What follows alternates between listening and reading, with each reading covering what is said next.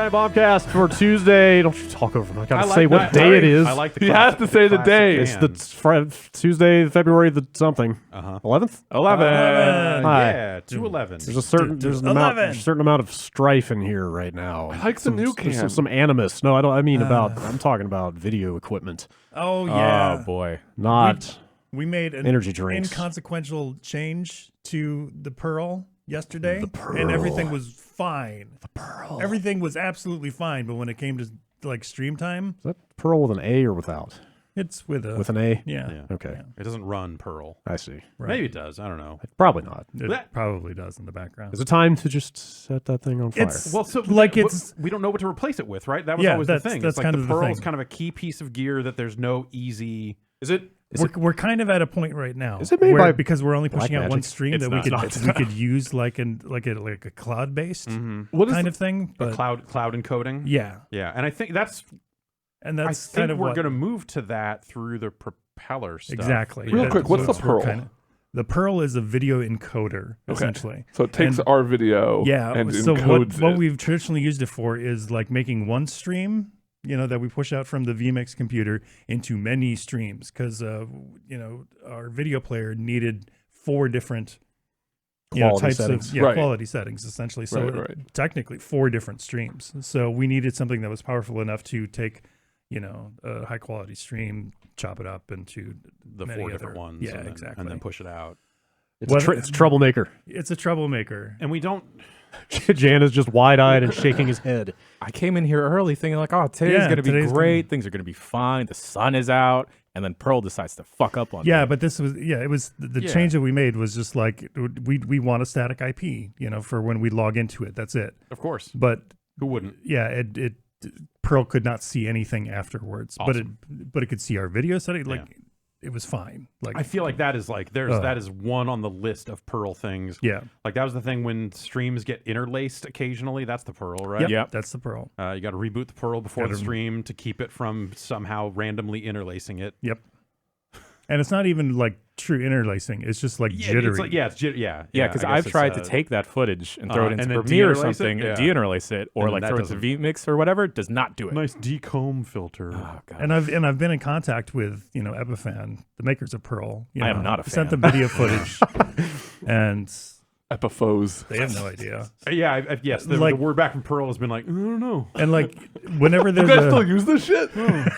whenever we gotta there's buy like a new one, I whenever there's a guess. firmware update, it like I read them and I'm like, this should fix what we're having an issue with, and it just doesn't. And it's just depressing.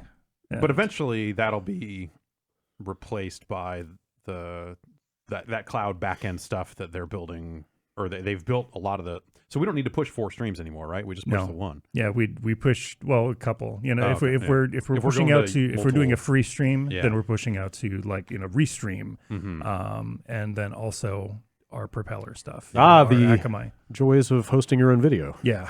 I see. Yeah. That's fun. The It's joys not of just- controlling your own destiny comes with all of the parts of actually controlling your own destiny Oh. instead of just offloading it onto Google and Right. saying like, they Y'all- said they weren't going to be evil. Do they still say that? I'm pretty sure it's good. No, they don't. It's Oh, like a- shit. Oh. All right. Thanks for letting me rant a little bit. I feel better. Seriously, A little though, better. we should, when we do get to a point where we can really retire that thing and Mhm. take it out of rotation, we should run a stream where Office we, Space yeah, style. where we either, once we've determined that it can't be sold for a meaningful amount of money. It probably could. Like it's $10,000. We could sell it to a church, Yeah. probably. All right. Probably. Okay. Ooh, You it's- can offload a shaky Pearl. All right. are you sure you want to inflict that on Yeah. somebody else? What if All we? right, well, We got some other stuff. We Oh, can we're smash. just cursed. We'll see if we can get if we can get. Let's say we can get 5,000 for it if it was 10 originally. See, Vinny's rocking a Pearl out there, Uh-huh. and it's rock solid. Huh. Like, it's, Yeah, wait, no, it's wait, fine. did you just get a lemon? Yeah, I think so. Huh.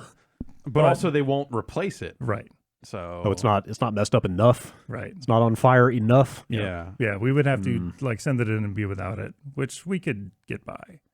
We've done it before. I just Before wanna Pearl was a smash thing. something. But that'll be the thing though. We have to determine what's the amount of dollars we could get for it. Would we get that amount of dollars out of worth of employee satisfaction and user interest, Yes. engagement. This is how by destroying it. This is how business decisions are made. Yeah, like that's the. You can run opportunity polls for like the cost. different weapons we use yeah. to This destroy This it. is just a cost benefit analysis. Exactly. Right. Of destroying the pearl. We'll get Dave versus to selling run it crunch off. the numbers. Okay, if we decided that destroying the pearl was in fact the most sensible course of action, Yeah. which is where I'm leaning. what would you want to do? Fire axe. Fire axe? Blow it up. Oh man. So it's like a rack think you're mounted. too- yeah, you're thinking it's too like small. A rack mounted. Well, To you, yeah. It looks like an old TiVo, okay. kind of. Yeah, at least yeah. Sure. in terms of size and it's metal. I and- feel Yeah, like it's we're got going to a want nice LCD multiple screen on the front stages. touch screen and stuff. You want I like the idea of explosions, but you Okay. also want like something tactile. You want to like Yes, feel, I you need wanna, to like, feel that. hit something. Sure. So I think we work our way up to explosion. If I was going to make contact with it, I think I'd go for like a chainsaw. Oh, Probably. I need about- a blunt object. Okay. Golf club. About one than the other. Brute force. So what if? We drop it from the top of this building. Okay. Oh, I yeah. just Now you're throw it. I We think drop it and someone's at the bottom waiting with a baseball that's bat. too, that's too dangerous. Yikes. Helmet. Okay, okay. With the helmet. I once retired a broken 13-inch TV with a 12 gauge. Ooh. Yeah, That- I've definitely shot God. up some CRTs. That was a bad idea. We shot up some CRTs in the middle of a street once. Me and a friend of This- mine. this was out in we the had- woods. We took it. We drove On it a out, road? We drove it out to like Rincon Valley, like weird Santa Rosa. Shout out, that's my neighborhood. yeah, and just like set him in the middle of the street. Wait, that was you guys? Neither of us were from Santa Rosa, No. or we just drove far away from home Right. to then take it into the middle of the street, shoot it, and then leave. Yeah. Sounds right. Which Over by like Spring Lake. yeah, not that far out, like in the Okay. middle, like houses and shit. Yeah. Just got out, left the car running, run, set the TV down, dump into it, and then get in the car and drive away. I'd like to report a drive-by. No, It's not kind like of- a person or a kind car. of. They shot a TV. I just want to clarify that our shooting a TV experience came with a lot more safety considerations. Dude, yeah. Than No, that. I'm not saying any Such part of as what we did was good firing or into right, a hillside. but it was very cool. Do you think we can rent a steamroller? Yeah. Jan would know. Yes. Yeah, There's Jan, those. Jan would definitely know. Yeah. I Flatten it out I like a might know pancake? person. Should we? What if we give it a Viking funeral? Or is that too much credit? Oh, Yeah, no, that's too I was respectful. thinking flamethrower. I was thinking like if you need a visceral thing to do Yes, to it, I then absolutely that would be do. like before it gets blown up, Yeah. piss on it. If you guys are cool with that, I could. We could film different that kind and of blur it thing. out. Make that I don't happen. know. We're going to show it. We're gonna show it. Let's bring hot knife videos back. Okay, yeah. Okay. And then just stab it. It's cathartic just listening to this. Oh, let's conversation. make a knife out of it, like that one Japanese YouTube channel where the guy because then makes we'll the have knife. a relic of it. Will and then the you pearl stab it with blend? its and it'll own. haunt us. You stab it with Whoa. itself. Stab it The with only itself. thing that can kill a pearl is a pearl. Is there a blender big enough to put the pearl in? I'm sure there is. Cement mixer. Industrial blenders. Oh, we give it concrete shoes. Oh yeah, no, like Yeah. bury it under a. Toss it in the bay. Yeah. That's kind of Could we somehow make sure that it is going to behave as like some artificial reef once we throw it in there? I would hate to Oh yeah, contaminate yeah. the Right. sea with that filth. It's already contaminated with scooters. I mean, and our streams have been running through it, so it is filthy. right. Right. A lot of residue in there. Yeah. Well, stream gunk. I'm sorry. I'm already thinking about replacements. I'm, That's yeah. That's like the, that That's the and- responsible thing. I've calmed down enough. I'm good. I think I'm good. Thank you guys. You just visualized yourself hitting it a few Yeah. different ways. And then what's the next one down? Is it the video hub? In terms of things that maybe things get that I broken, want to murder. Yeah. things that Yeah. wash out the black levels on Yep. all the live streams we do, but not the archives for Yep. some strange reason. That'd make it hard to play Mario. Oh man. Oh man. Yeah. All right. What if we all just stand on it I like it. at the same time? It would probably hold up. yeah, Yeah. What the pearl? Yeah. It's pretty small surface area though, so I'm in. Like a foot True. each. Yeah, yeah. well, it's no, one of those I'm- things where you like put a foot on and then lean I mean, back. I'm and envisioning. That's a trust tank, I don't exercise. know. I'm envisioning this circus act of just each one of us sitting on the next one's shoulders all the way up, so just to really get the center of gravity right there. Like I a did do a Dumbo. human pyramid this weekend, and it's a lot easier than you think watching it. Were you the tippy top? No, I was the bottom middle. Surprise, That would surprise. have been funny. All right, from video and codes to video games. Hey, Secret codes. Who's got what? ABBA that'll let you continue. ABBA? Up, left, down, right, X, A, B, Y, B, Y, B, Y, B, Y. I believe is the Super Star Wars cheat to enable God mode. Okay. Okay. Cool. Okay, good to know. Yeah, that's necessary. Thanks. Yeah. I've got a game that I'm not supposed to have. Whoa. Me I'm too. cheating the system. What? We went underground. Wait. Did you get it too? Oh, yeah. Yes. Did you smuggled illicit goods into the country? Kind of digitally. Huh. Digitally. Customs didn't catch you. We got Granblue We Fantasy. played a little Asia, if you know what I'm saying. Yeah. Okay. Granblue Fantasy versus. That's not actually due out in the States until early March? next month. Yeah. Oh, whoa. I assumed it was like months or a year. Well, I guess games don't. Like They don't it's that usually not. localization delay doesn't really exist anymore. But I just assumed that you were going to this much trouble because it must be a ways off. A month is a long time, I man. guess. The tech, Brad, the You gotta, tech. you gotta get good now. Okay, Yeah. that's- You gotta get good before they patch everything for the U.S. release if you're and fix it and balance it. If But you're looking, speaking if of you're looking to go into Evo open brackets, I guess you need all the Yeah, I don't want to die in pools. practice. I'm when I thinking go to about Evo. week 1 of the U.S. launch where I get on with, Yeah. 40 hours of experience, and these clowns don't even know what characters they want to pick Okay. yet. And I'll get that 1 week where I actually feel good about myself. But never speaking play of again. Sounds localization, the Hong Kong version that we purchased actually is fully translated in English. Yeah, I think so most Hong Kong release. Well, I mean, a lot of them are. Yeah. British occupation. Okay. Yeah. Most I think Yeah, most, most Hong Kong releases have That was a lot of always them. the thing you would try to look for Yeah. when I was importing a lot of Xbox 360 games. Mhm. You would try to find the Asian versions yep. because the blanket Asian version When would you- often have English. Yeah, when you go to like Play Asia, they often sell the Japanese version, the US version, and then the Asia version, which is Yeah. sometimes translated. And then on the 360, you would end up in some cases where like that Asia release would have different achievements than the Japanese release. Cool. And then you go like, well, okay, do I want to learn this game in English and then import the Japanese version and then play it all over again? No. After Maybe. trying it, the answer is no. Okay. I'll tell you firmly. The answer then, definitely yes. The answer now, that was a mistake. Let me ask real quick: is this so it's an anime fighter? It is Yeah. a fighting game with anime stylings. Is this the game back when it got announced last year? People were just like losing their minds about how cool and anime it looked, or am I thinking of a different one? You're thinking, well, this was definitely one of them, but also the new Guilty Gear. Maybe it was the new Guilty Yeah. Gear that I was was similarly. That was one I was definitely losing my mind about. Okay. I'm still losing. That I one has a lost my scent mind. to it that you can really appreciate. Yeah, But this totally. one is up there in its anime-ness. Yeah, I Totally, think this yeah. game is going to be huge, man. I really like the crowd for this. It's bridging the gap in a way that Dragon Ball was. Yes. Who you know? who makes it? So it's an Arc Systems. Oh, God, they just make every fighting game now. Pretty right? much, yeah. Kinda, So yeah. yeah, it's the The same team platinum behind of fighting games. Dragon No? Ball. Yeah. So Wait, they've got did you say that. it's the same team? I believe it's the Oh, same okay. team that did Oh. the Dragon Ball stuff. Well, okay then. So yeah, there's a pedigree there. And it's a similar idea to Dragon Ball, where they're taking this massively popular license and and trying So to for make people it. that don't know what the fuck that is, Like it's- me. yeah, it's a huge mobile game, like a gotcha style mobile game That Yeah. hasn't Some- even come of out some here. kind. Yeah, Is it Right. Is there not even an anime?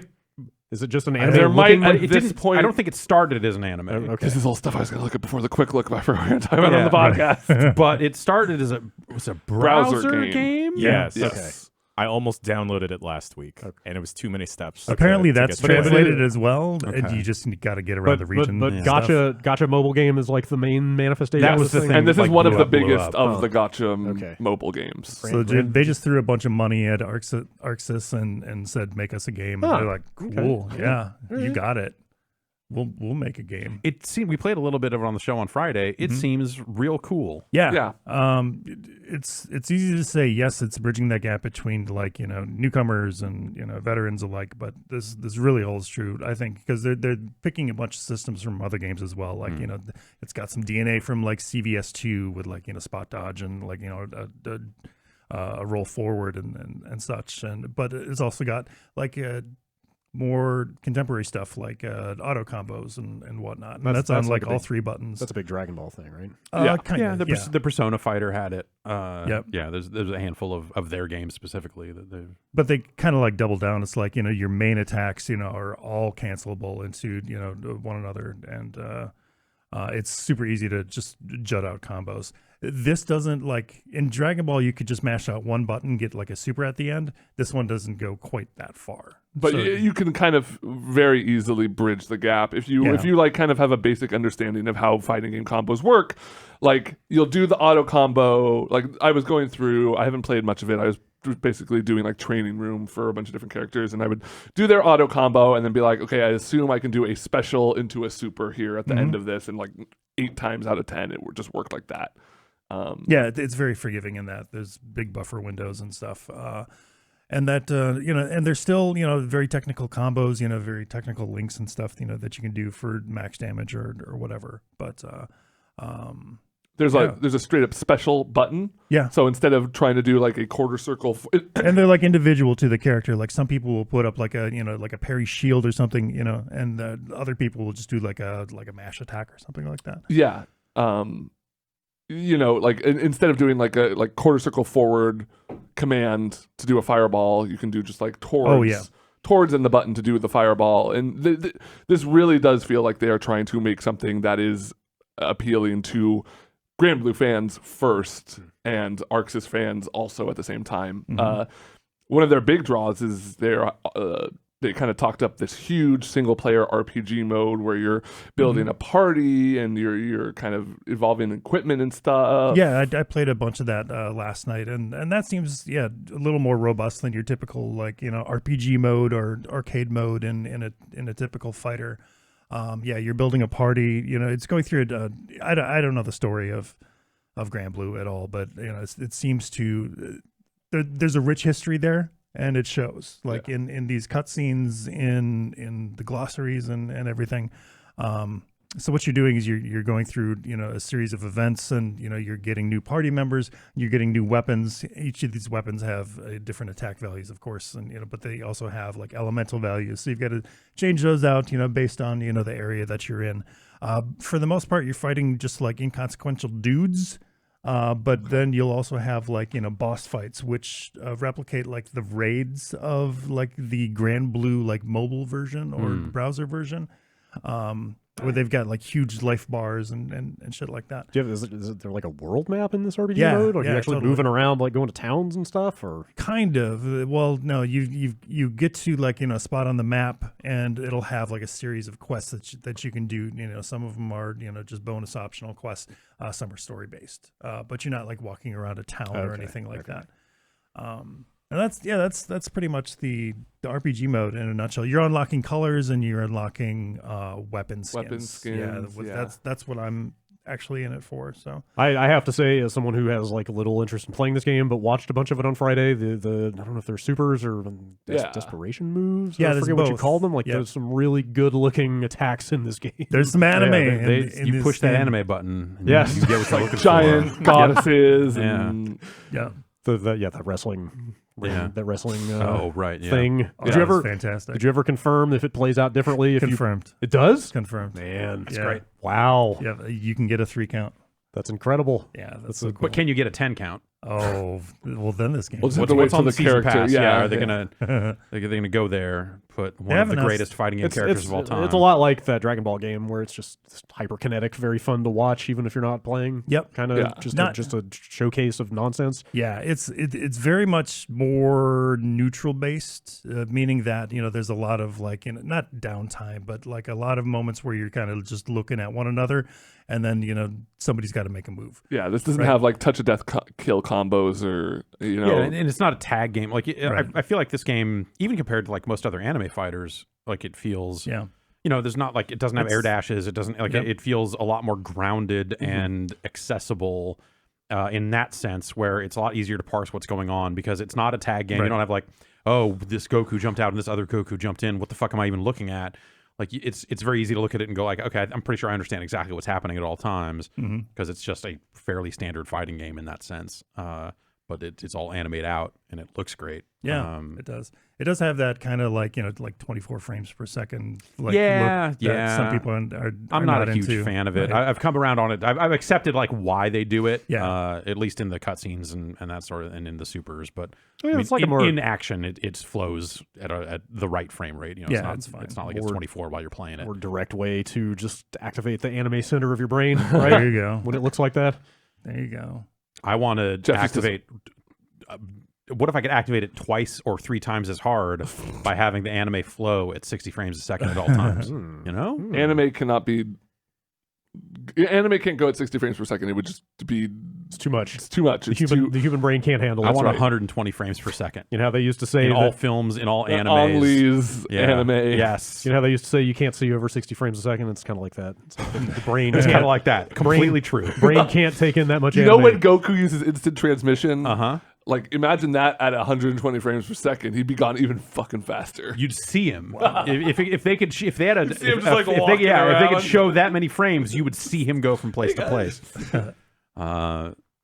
Yeah, so I don't love that whole 24 frame look in the intros I don't know if it's and stuff actually like that, 24 or frames, whatever. but It's like a reduced yeah. frame rate specifically to kind of evoke that style. Yeah, it looks like a frame. You know, That's right. I've made my peace with it. They're making mistakes. That's cool. And I've made my case. If they want to To keep the getting it president wrong, of the president of anime, I've gone to them and I've said, like, look, fuckers, start making doing anime this. for me. As an anime podcaster, I'm here as to a say. longtime anime expert, as an accredited, Award-winning. I spoke at a goddamn anime convention. Right. I think I know a thing or two about your goddamn pervert cartoons. We'll call the IEEE. We'll get this Yeah. regulatory thing straightened out. I think the last time I spoke at an anime convention, I said, I don't want any more Jello shots. Mm-hmm. And then it was the and last then it time all, I heard then it of all them. went black after that. And then I stopped speaking words at that It's point. just like scene missing from there. So this is out in a month here. Yeah, about a month. I haven't really tried too much of the online. They have you go through like a ranking system, like in a like an initial set of matches. They Kinda first calibrate you. Yeah, kind of to judge like where you're at the skill rank, I guess. But the first set of matches are against computer opponents. But then I started trying to match against like actual human opponents, and that didn't work out so well. Even though I set the criteria to like North America, anytime I found someone, they would disconnect from me, and I'm like, I just want to get my ranking matches in. I want to see the cool 3D lobbies. Oh, yeah. There are 3D lobbies. Cool. Oh, yeah. It is an Arxis game. Yep. Good on Arxis, continuing to do work. And then I guess did you see the news? Examu is going out of business, I guess, or they're passing off some of their games that they did. They're passing off their games to Team Arcana. Okay. Arcana Heart people are going to pick up some of that stuff. Oh, really? They did. I did not I think know they that. did Million Arthurs. I think it was the last game that they will have developed. Oh, Okay. okay. It sounds like that they're going out Oh, Way too sometime many this Arthurs. month. Yeah. too many Arthurs. Jeff, We should also note that this is one of the official games for Evo as well. Yeah. Okay. So there's high stakes. No, High It's stakes, real. a man. lot of pressure. Yeah. Yeah. Cool. Jeff, I need to know if you made that Splitter Steel org public yet. Not yet. No. I wanted to wait for you guys to join it. My application is in. I don't Okay, know if it's been you are now a approved yet. member. I think you're in. Sweet. Okay. I I think submitted that- my application So yesterday. One nothing. No, to do with we're this. split. We're a split only org. Yeah. Wink. We're a split only Wink. org. Splitter Steel. Are you talking about golden balls? That's always. Splitter Steel is a real phenomenon. I don't know. It's Does it seem popular? Yeah. Okay. Yes, I know. Like the guy who coded it had to start a Patreon to cover server costs because it's a free to play wow. game. It's on Okay. Steam now. Okay. I guess it was on Congregate beforehand, but Steam. That was the inflection point where suddenly, like, oh, there's a lot of concurrence here, overloading this chat server. Oh god. Oh God. Um, Could you imagine that releasing a game like that, charging no money for it, with the exception of like, the microtransactions, and then being faced with like owing money for Right. releasing a game? Yeah. Holy shit. And then like even reading some of the stuff that he had written, like in the wake of it, like showing off the graph of like concurrence and stuff like that. He's like, yeah, it's great having this really popular game. Anyway, back to work on Monday Right. for my job that I have. Like, so yeah. Anyway, it is a very simple concept. It's like that prisoner's dilemma concept, like put forth into game. And yeah, you're right. There was a game show very similar to In this the UK. in the UK. I guess it was called split or steal. No, or is it I've just seen called people golden call balls? it golden balls. I've seen people call Whatever. it split or steal. I Whatever. don't know what the official title was. Anyway, Back the to idea anime. is that you go into Brian, can you look that up? you That's gonna start kill me. you What start am I- matchmaking. Split or steal show. You start matchmaking. It matches you up against one player. You go into a separate chat room privately with that player. You have 2 minutes to talk to them, and then your only choices are there's a pile of money on the table, Yeah. and you have to decide: are you going to split this money with them or try to steal it all? And the rules are: if both players choose split, then you split. Yay. If one player chooses steal and the other player chooses split, the stealer gets all the money. Yay. If both players choose steal, no one gets anything. Boo. That'll learn you. Does this answer your question? Yes, it is called golden balls, and there's a very bald man holding a very gold ball. Golden bald. And so that's it. So that is it. You It's just a game of psychology. It's a game of psychology. So you have 2 minutes to like in a little chat room with this other person, and there are avatars and things that you can. Colored lighting and pets. Yeah, if you want to look like a hot dog, or you want to look like a Burger King or a zombie or whatever, that all awaits you. Often. And that can all play into the psychology of it because it's how you're presenting yourself. Right. All you really have is your name. Well, there's some other data that it gives you, but really, it's 2 minutes to convince the other player that you have an honest face, basically, because you want to convince this hot them. dog don't lie. Yeah, you want to convince them to split, even if you're going to steal. You want to convince them to split. Yeah. And so it's this thing of like, okay, do I trust this person to split with me, or are they going to try to steal? And if I think they're going to try to steal, am I okay just letting them do it and hit split anyway? Hell no. Or do I steal so that no one gets anything? Yeah. And Which has the added bonus of you stealing everything. right, if choose they split, yeah, it has that added bonus. I have a definitive answer here now. Okay. The show is called Golden Balls. Okay. It's broken up into multiple rounds, and the final round is called Split or Steal. Got it. Okay, so maybe they're working. Yeah. Okay. Anyway, this doesn't seem like it's actually officially affiliated with that, and I No. wouldn't be surprised if they had to change the name of it at some point. It But, looks real fucking mobile and free to play, and just yeah. Oh yeah. all the fonts and buttons and everything is just real loud and in your face. It could very much be on a phone, Yeah. except for the part where you need to be able to type to a person like pretty quickly and have a flowing conversation if necessary. Did you mention the tiers? So that's the other thing. Yeah. So You there are cry? then so that's the basics of it. You hit I want to match make, it matches you into that, and then whatever happens. If you end up coming out of that with money, meaning you split or stole successfully, you move up a tier. You start at tier 1 and you move up to tier 10. If you clear tier 10 with money, you cash out and you are reset back to tier 1. You can also cash out at any time. So you can cash out at tier 6 if you're just like, this is enough for me right now. Because the money starts to compound. Yeah. Yeah, It's- aren't there like multipliers the longer you stay in? Yeah. Stuff? Yes. So the prize pots go up as you move up the tiers, and then so tiers 8 through 10 are considered high stakes, in that sense. So that's the basics of it, and then there's a whole meta that they've layered on top of it, and then a meta they've layered on top of the meta. Okay. So when you match up with someone, it displays your name. So your character, like who are you? Are you a hot dog? Are you a dude in a Letterman jacket? A lot of Are you- costumes to buy. yeah, A lot of outfits. all right, and so there's that visual presentation. You've got your character name. If you are in a clan or not, it displays the name of the clan. It displays your karma. So karma is a number that, like, if you split, you get a little bit of karma, and you keep gaining karma. Does it display your karma, or does it just display if displays if you're in good standing. Oh, if you're in good standing, right? And if you have really high karma, that goes from in good standing to like saint, or like there are higher tiers. so it like of gives karma. you a tier.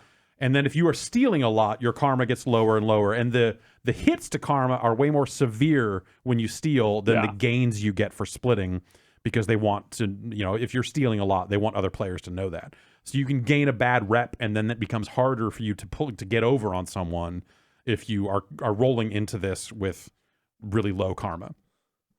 And so you have to consider that. Then, yes, if you have stolen in the prior in that run, I think up to the top, as it was, if you've stolen somewhere in that run, it will say has stolen recently under your name until you get to high stakes. When you get to high stakes, all the numbers and names and everything are gone. You were just 2 players listed as anonymous. Wow. It doesn't say anything other than what You tier can still you're chat on. with each other? You can still you still chat, but all it becomes is like, you see if someone's on tier 10. And the assumption then becomes like, they're on tier 10, so they're probably going to steal on their way out to try to, because they're about to cash out one way or the other. And so it raises the pressure when you're at tier 10, because if you're trying to split at tier 10, you really have to convince them that you're not going to fuck them over. And I've had that go both ways. Like my first time through, I cleared tier 10 and split all the way up and cashed out with like $600,000 or something. And again, often the person you're trying to convince of this is a giant hot dog. Yes, definitely. And people are pretty good about playing characters. Like there's definitely people play the character they're playing. You're on an RP server.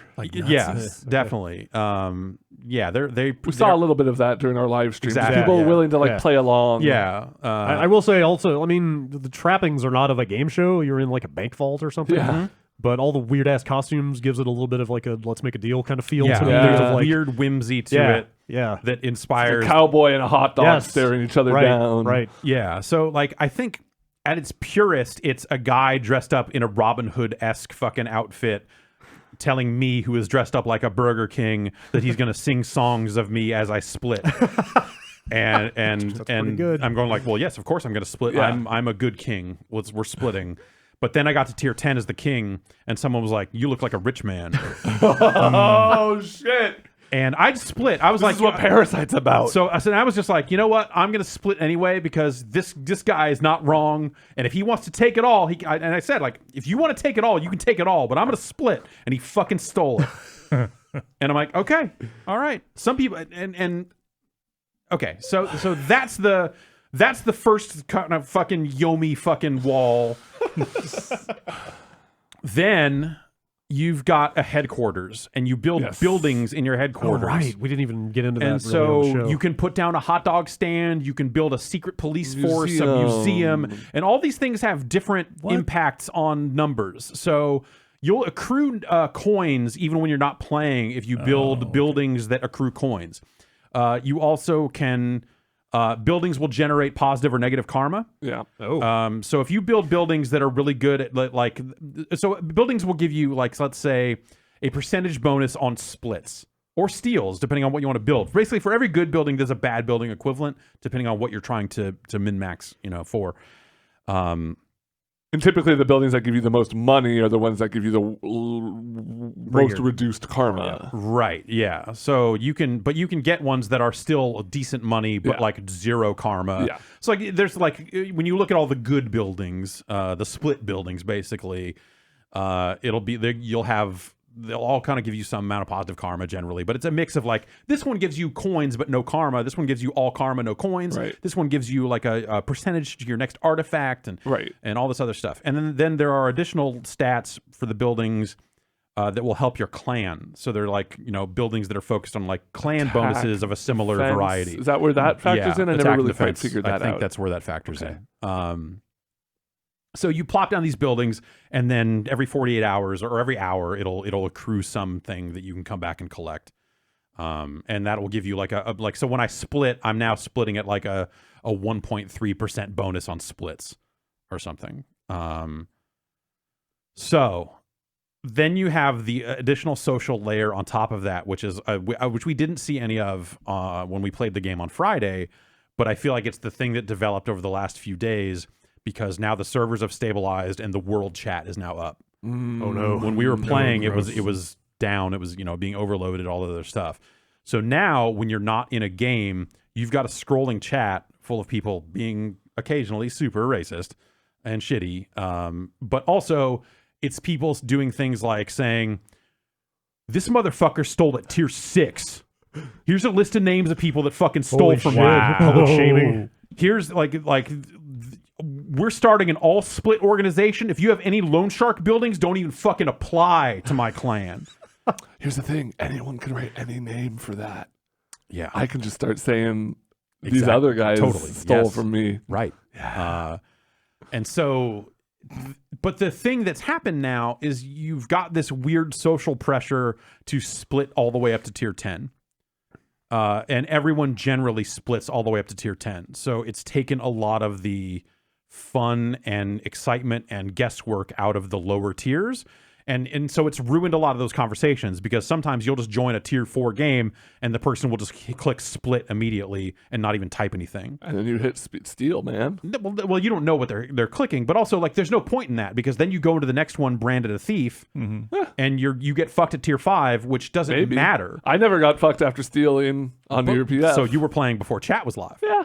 So the problem I'm now, just saying people need to work on their finessing skills. Yes, exactly. But you're right. But the thing is, you can generally count on people splitting all the way up to tier 8. Oh no, I misclicked steal in my last game. I feel so bad. Anyways, let's split. Yeah. But also, the economy is such that there's no reason to steal at tier 6. Yeah, it's not enough money to matter because of the way that the tiers escalate. It's Yeah, not well, unless you're just an agent of chaos. Exactly. So there are players like if you are the Joker, the start of Joker clan, truly twisted. You have to wear the clown costume. I don't know if there is a clown costume. You You gotta got to put a clown costume in. So it's kind of ruined the presence of the global chat has kind of taken a lot of the fun out of the lower tiers. Yeah. And so it's not until you get up to tier 8 and all the information gets kind of blocked out. You see the player's name after the fact. So it shows as anonymous, but you can still go look in your match log afterwards and see who it was that stole from you, and then go try to pull a heist on them. There's some kind of way to go steal their shit after the fact or something. And that's where the buildings and attack defense stuff. I don't know how that stuff works. Crazy. It's bizarre. Yeah. And so it started as this like very kind of, I feel like, one-dimensional social experiment. And as the world chat and all this other stuff has kind of happened around it, it's this really fascinating thing of watching all these people go, fucking never steal. Just split all the way out. We're all going to get paid. It's basically people preaching socialism. Yeah. And it's fascinating to watch it kind of work. And then like, you'll log on, and for whatever reason, at like 3 o'clock yesterday, everyone was like, there are a ton of stealers online right now. You need to fucking watch out. And sure enough, someone jacked me at tier 3, which is pointless, but it was also my first loss. My question to that is, why so serious, Jeff? Mm-hmm. It's a good God question. damn it. I think this game needs 2 things. An enema? One, give me 5 seconds after the revelation of Splitter Seal to type one more thing at the other person, because it cuts off chat. Yeah, it cuts off chat when it's revealing the thing. That's just giving me like Clash Royale getting taunted when I lose vibes. Yeah. I don't know. Well, it shows you when the other player locked in. So if you lock in first, oh, the you other mean before you find after the lock-in, after the before lock-in, the reveal? After the reveal, there's no time to chat. Yeah. That's what okay. Yeah. But I think you need like 5 seconds at the end. As soon as someone locks in, the timer goes from like a 2-minute maximum down to like 30 seconds. Yeah. And the music changes, it ratchets it up, and all this other stuff. So, and the second thing it needs is a gun.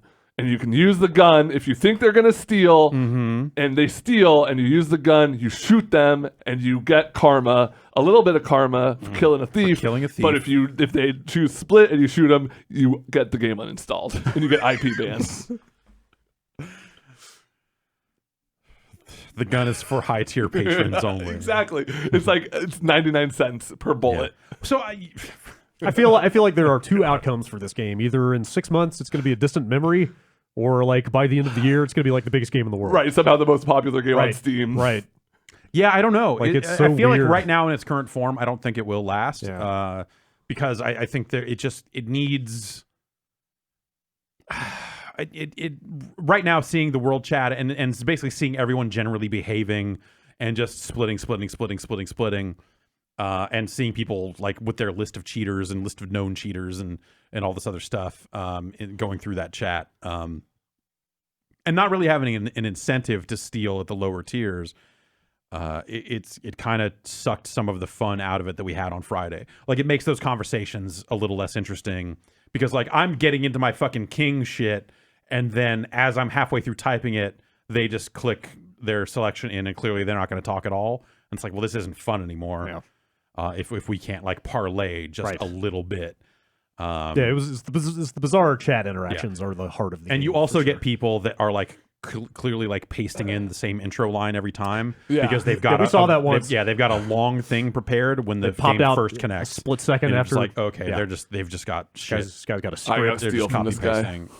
Yeah, there's definitely, I saw a sentiment of just like, I steal from copy pasters on principle because I can't trust them. They're fucking bots, man. Yeah, man. Yeah. Which is like, that's fascinating.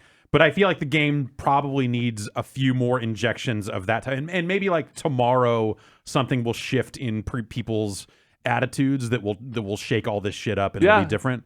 But like where it's headed right now, where it was all weekend, it took some of the fun away of that. Hey, I've got to convince you that we need to split. Instead, it felt like even the players that were getting into it, like there was a guy who was a SWAT cop, and I was still dressed. I took off the king costume because after that guy jacked me and said I looked like a rich man, I was like, yeah, fuck. I wouldn't trust the king either. I went back to the firefighter. Yeah. You trust a firefighter. Yeah. That's why I went with paramedic. You trust a firefighter in a way that you don't even trust the police. So the firefighter is the firefighter and the hot dog, to me, the safest costume. Sure. Yeah, but like, you know, there was a guy dressed up like a SWAT cop. Cops hate firefighters. No, well, if no. Brooklyn Nine-Nine has taught me anything. But I was dressed up as the king, and he was like willing to do my bidding, and he was like, "Yes, we should split, my liege." Yes, absolutely, of course. And so that was like fun and goofy. Yeah. And I think that's game, what I was looking for when I like just randomly installed this. And so like that's the thing that has been taken away from the vast majority of the games. Sounds like maybe just straight up getting rid of that world chat would fix a little bit of the issue. Yeah, it needs a little more shadow to it. It needs a little more secrecy and having people. But I feel like those people would move off to a Discord. Sure. And maybe that would not. Maybe that would almost be worse if they're starting some secret society of cheat lists and stuff. Like we've got a spreadsheet of people that stole. Sounds like a heist waiting to happen. Yeah. But then you have people who are just like... Because you find all those thieves, and then you recruit them to your org and say, like, these guys have branded you as thieves. Come join my org, and we're going to attack them. Well, yeah, like, what's the point? Like, people building organizations, which are the clans, are basically saying, like, this is a split clan. So you need all buildings that are going to give split bonuses. If you have any stealing bonus at all, we don't want you. And so, like, okay... What's the point of that? And then you occasionally see the alternative of people saying, like, we're building a stealing clan. You need at least 6 loan sharks in your city if you want to join. And what's the fucking point of being a clan that is clearly labeled as a stealing clan? All the other either. Like, yeah, even though the all split clan is like, oh, great, suckers. Yeah, right. It's crazy. Sounds like a bunch of easy marks to me. I know. Yeah, maybe. Maybe I do love capitalism, actually. Yeah. You know what? This game forces you to ask the hard questions about where you truly stand on that stuff. So I tried to have like the most wink and not like I wanted my name in the game to be trustworthy. Literally, the word trustworthy, but it was taken. That's why I went with honest person without a number originally, but that was taken too. Yeah, so I ended up, I did not intend to, but I ended up going with honest vibes. That's really good. That's somebody I would trust 90% of the time. Yeah, and then I named the org the smiling face of Giant Bomb. I was like, yeah, that's trustworthy, but like not. It needs to be ambiguous. Yeah, it's got to have a little bit of Joker energy. Right, yes. A small touch of Joker vibes. Yeah, so I think that I really want to see how that thing develops. It's free. It's worth checking out. Like totally, it's on Steam. Check it out. It's Split or Steal. Split or Steal. It's fucking goofy. And then so I had that running while I also played 8-ish hours of the PSO2 beta. Oh boy. Oh Yeah. shit. Is it too late to get that Dreamcast mag? Yes. Yes. I mean the beta was like literally Saturday. Oh, I know, but I mean they're not going to. Oh, maybe they'll offer. You'll it be again. able to fucking buy it at some point. I'm sure They did extend. they did. Yeah. So Did it stabilize any after? Yes, it did. what we yes, saw? and they ended up extending it into Sunday evening. Okay. Which I feel like I knew going in, like they're going only Saturday, but I bet they extend it. And Especially sure enough, with they the did. urgent quests being at certain times. Yeah. You know, that kind of sucked as well. I wish I could have taken them. I at ended any up point. getting. I think I ended up getting my 4 urgent quests in. Okay. So I'll get like a weapon camo and the Dreamcast mag and some other stuff. But so yeah, We've talked about it. They're bringing Phantasy Star Online 2 to the United States and North America in English. They've localized it. That guy you meet right near the beginning of the game has an Oh, Australian boy. accent. It turns He out calls people wankers and mate. and mate. Yeah. So Even the song that they sing for Yes. the live virtual concerts, concert, yes. yeah, they Live translated that concert. song as Wow. well. That's uh, impressive. I feel like I saw some holes in the localization that I didn't necessarily love, or just straight up like, oh, there's a lot of typos and weird shit. So whatever. Yeah. It's their closed beta. It's out in the spring, so there's always time for them to fix that sort of stuff. I like it because it's PSO2, and I like Phantasy Star Online, and I've played hundreds of hours of the Japanese version of PSO2 with like localization hacks installed over the top of it and stuff like that.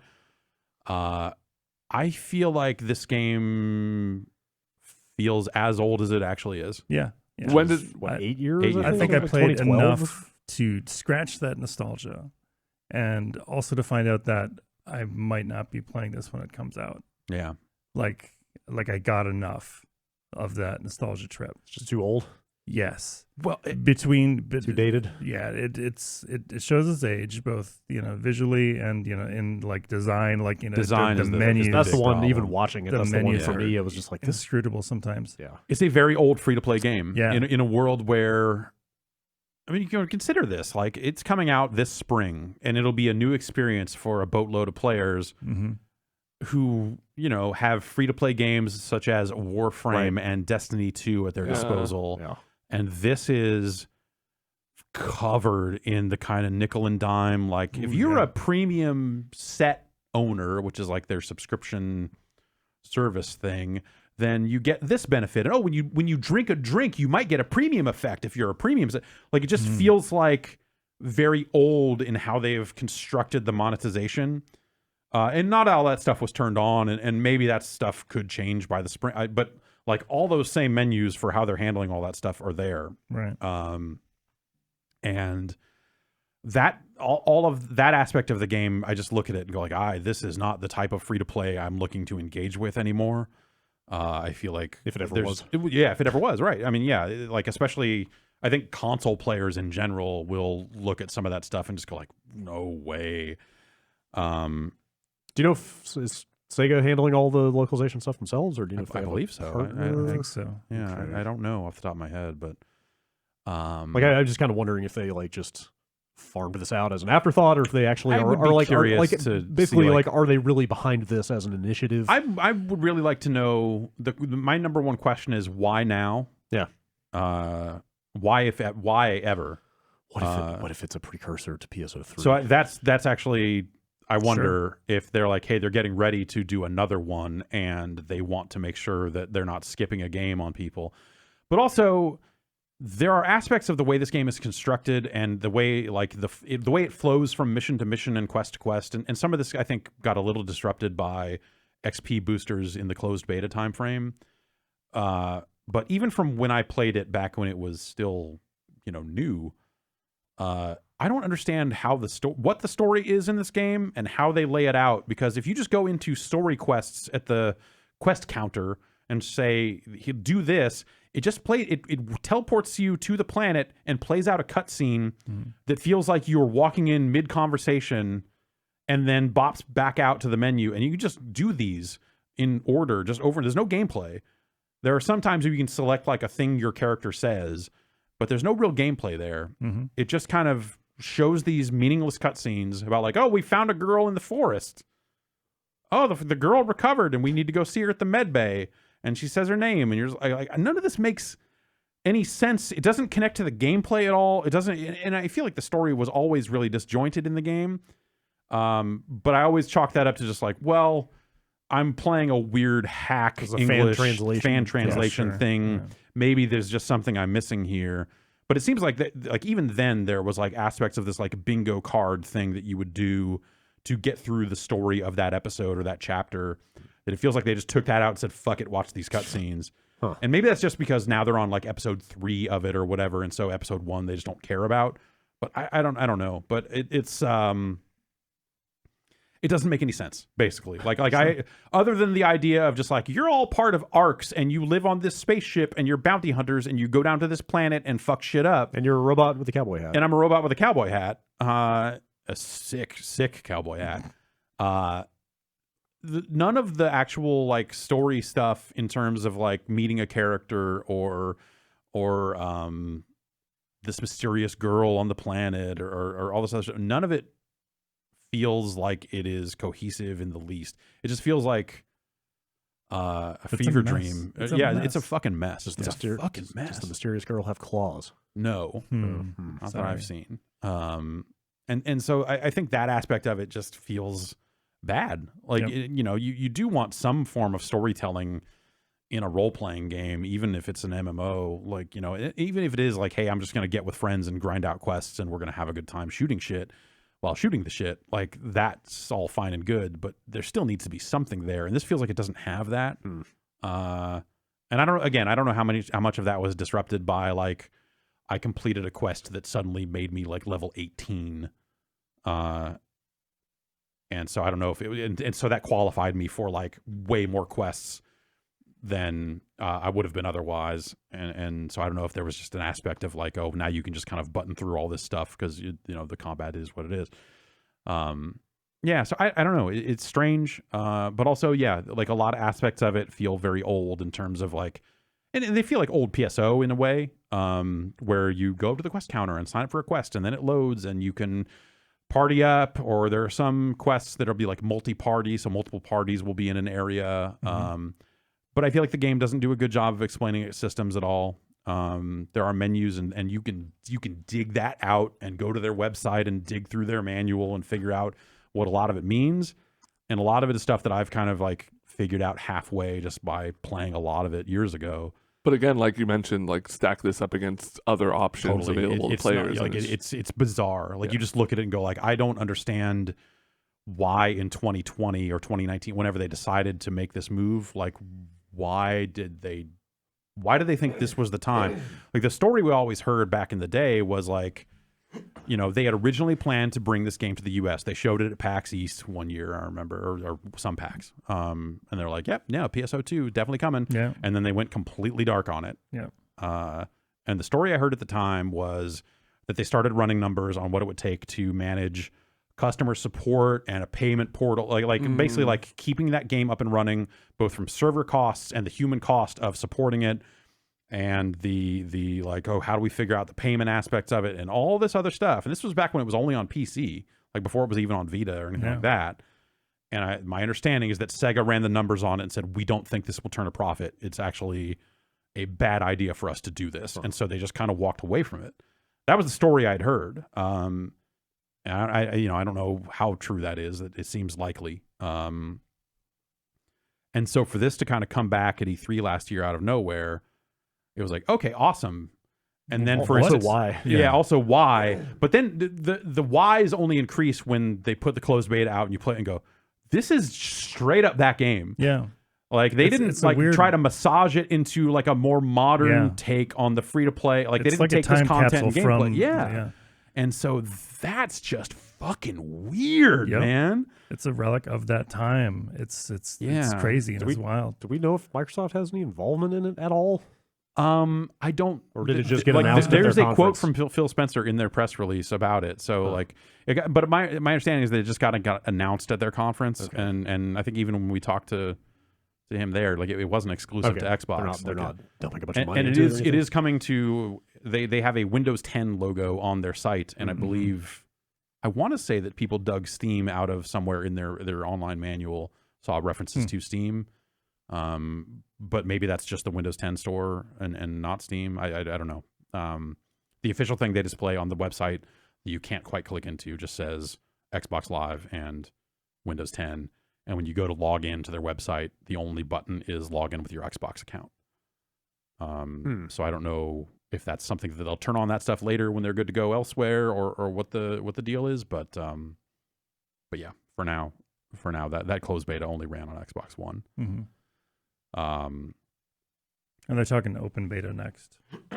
Yeah. And they're saying that like they didn't say when. But. Yeah. And well, it's out in the spring, they're saying. So I would imagine that stuff is going to have to come together pretty quickly. No. Or I mean, they're, you know, it seemed like they were only really testing server capacity limits and stuff like that. And sure enough, when it launched, it was pretty much busted. They had all these timed events, these urgent quests, which is, you know, something that exists in the game normally, but it'll be like in the beta, it was like, here's a half-hour window where this specific quest is available, and you go join it and, you know, fight a big boss, or it's a harder quest or something like that. But you're in there with like up to 12 people. So none of those were difficult at all. But I think they may have, I don't know if they changed character leveling or if they changed anything about damage output or whatever to make those quests doable, because they wanted people to bang on those quests. Yeah, sure. And they were giving all the bonuses to people who played multiple of those quests. Need that Dreamcast mag. Yeah, so clearly, I mean, this seems like more a test of server capacity than anything else. Yep. And then they have a survey for the closed beta that's asking a lot of questions about, like, what other games you playing? You think you're going to play it? You think you'll tell friends to play it? Like that sort of thing. Weird. And I don't know. I had a lot of friends that were just like enamored with it. Just like they had the best time with it. This weekend? Yeah. Huh. It's PSO. and like it has that look. It has the Yeah. sound effects, the music, the symbol chat. Like Yep. it has enough of the trappings of classic PSO that if you like PSO and I like PSO and you like it, I feel like there's enough there to where it's like, I'm gonna at least fuck with it. Right. But I also look at it and go like if you're asking me, is this something I would recommend to others? Man, I don't know. That's a tough. A lot of other sell. options. Yeah, out there's there. a This is lot. just There are a lot of video games out there strange you could play release. for free. Splinter Steel. Splinter Steel, for example. Yeah. Yeah. I have one more question. Okay. What do you feed to a Dreamcast mag? I don't know. You just feed it You GD-ROMs? won't get the Dreamcast mag. There are discs. You learn spells off discs, so you could, you know, maybe do something like that. You feed it burned copies of DDR I was Club just about Mix. to say, don't feed it off the shelf CDRs. It'll make it sick. Yeah. Not approved cuisine. No, that's only For your- later model Dreamcast mags that can't handle those. But Yeah, mill CD spec Dreamcasts, perfectly fine. totally fine. Strong stomach. Uh, Mysterious release. We will ponder it as Yeah. time goes along. I love that they're doing it. I just, Yeah. I Strange. wonder that they've done it, what success they will find in the market Yeah. with that game, Or again, what it's a precursor to. or like potentially. what changed that caused them to do it. Do they just have some graph out there and they're just like, actually, with Now's the way time. cloud server infrastructure works now, we Oh, can run these huh. servers for like nothing. Interesting. I bet that's got to I be bet, yeah. some part of Sure. it, is that they're like, Sure. we're porting the server back end to run on Azure or Yeah, something. yeah. you Because know? definitely the amount of cloud compute available was nothing in Yeah. 2012 like it is Right. now. So, Huh. yeah, I don't know. Wild. Yeah. Okay. Well, we'll put our thinking caps on during this break and ponder the mystery. Then we'll definitely have answers when we come back, right? Absolutely. Yeah. Of Oh, course. yeah, for yes. sure. Stay tuned. Stay tuned for that. Sounds like a banner era for pixel art 2D platformer type. I mean, game. games- Tis the season. Games are coming out again, Yeah. kinda. Kind of, yeah. I heading into the weekend had two games that both became playable last week that I was ready to come into this Bombcast and just recommend both without any sort of Caveat. caveat at all. Uh-huh. And then I played more of them. And Oh no! No. well, okay, Both cases? let's. I feel like we talk. might share the same problems with one of them because I've only played one of the games we're about to talk about. Let's talk about Is it. it kunai? Let's talk about kunai. Let's talk about kunai. Kunai is, everyone say it with me, an indie Metroidvania Yay! platformer. It's about time. Tell me more. Tablet needs to Really man. cool looking Tell one, though. me more. Yes, There's two grappling hooks. two grappling hooks. And they look they look fun to use. And they're your They little are. kunai. So You can shoot them both out like Yep. this So is that diagonally. like, can you do like Spider-Man swinging? No, Oh, better, yeah. better than Okay. that. Better than that. You can shoot them both Better out like than that. this, and then just like boost jump up. with yeah, them. you can like Oh, that's fun. pull yourself up. So basically, I'm playing on Steam, and heavily recommend you play with a controller because each of the shoulder buttons is one of your grappling hooks. The left one shoots up and to the left, right one shoots up into the right at fixed angles. Oh, okay. But the movement is really good, and there's like good edge crawling and stuff like that, where I never found myself needing to really aim them. Like just the momentum of the game, your jump, your movement kind of work really well. The game has a gravity to it, I guess I would say. Yeah, it's very floaty. Yeah. Or an anti-gravity to it. Sure. I guess. It's like if you turn Moon Jump on in Tony Hawk. It's floaty, but it's not that kind of bad floaty that sometimes indie platformers will have. That Where you're just like stuck in the air for too long and you feel like you don't have control. Yeah. So yeah, straight up, it is like one of those games where you eventually unlock a double jump, you eventually unlock other weapons, which can help with your traversal. It is a very traversal based game. A lot of the early areas are kind of straight up platformy, kind of like here's a factory or here's a cave, where it's very horizontal. Like some obstacles you'll have to swing over, but then I really appreciate that they start playing around with verticality a lot, and then like making you really just move. That game is really good at challenging you to move around a lot.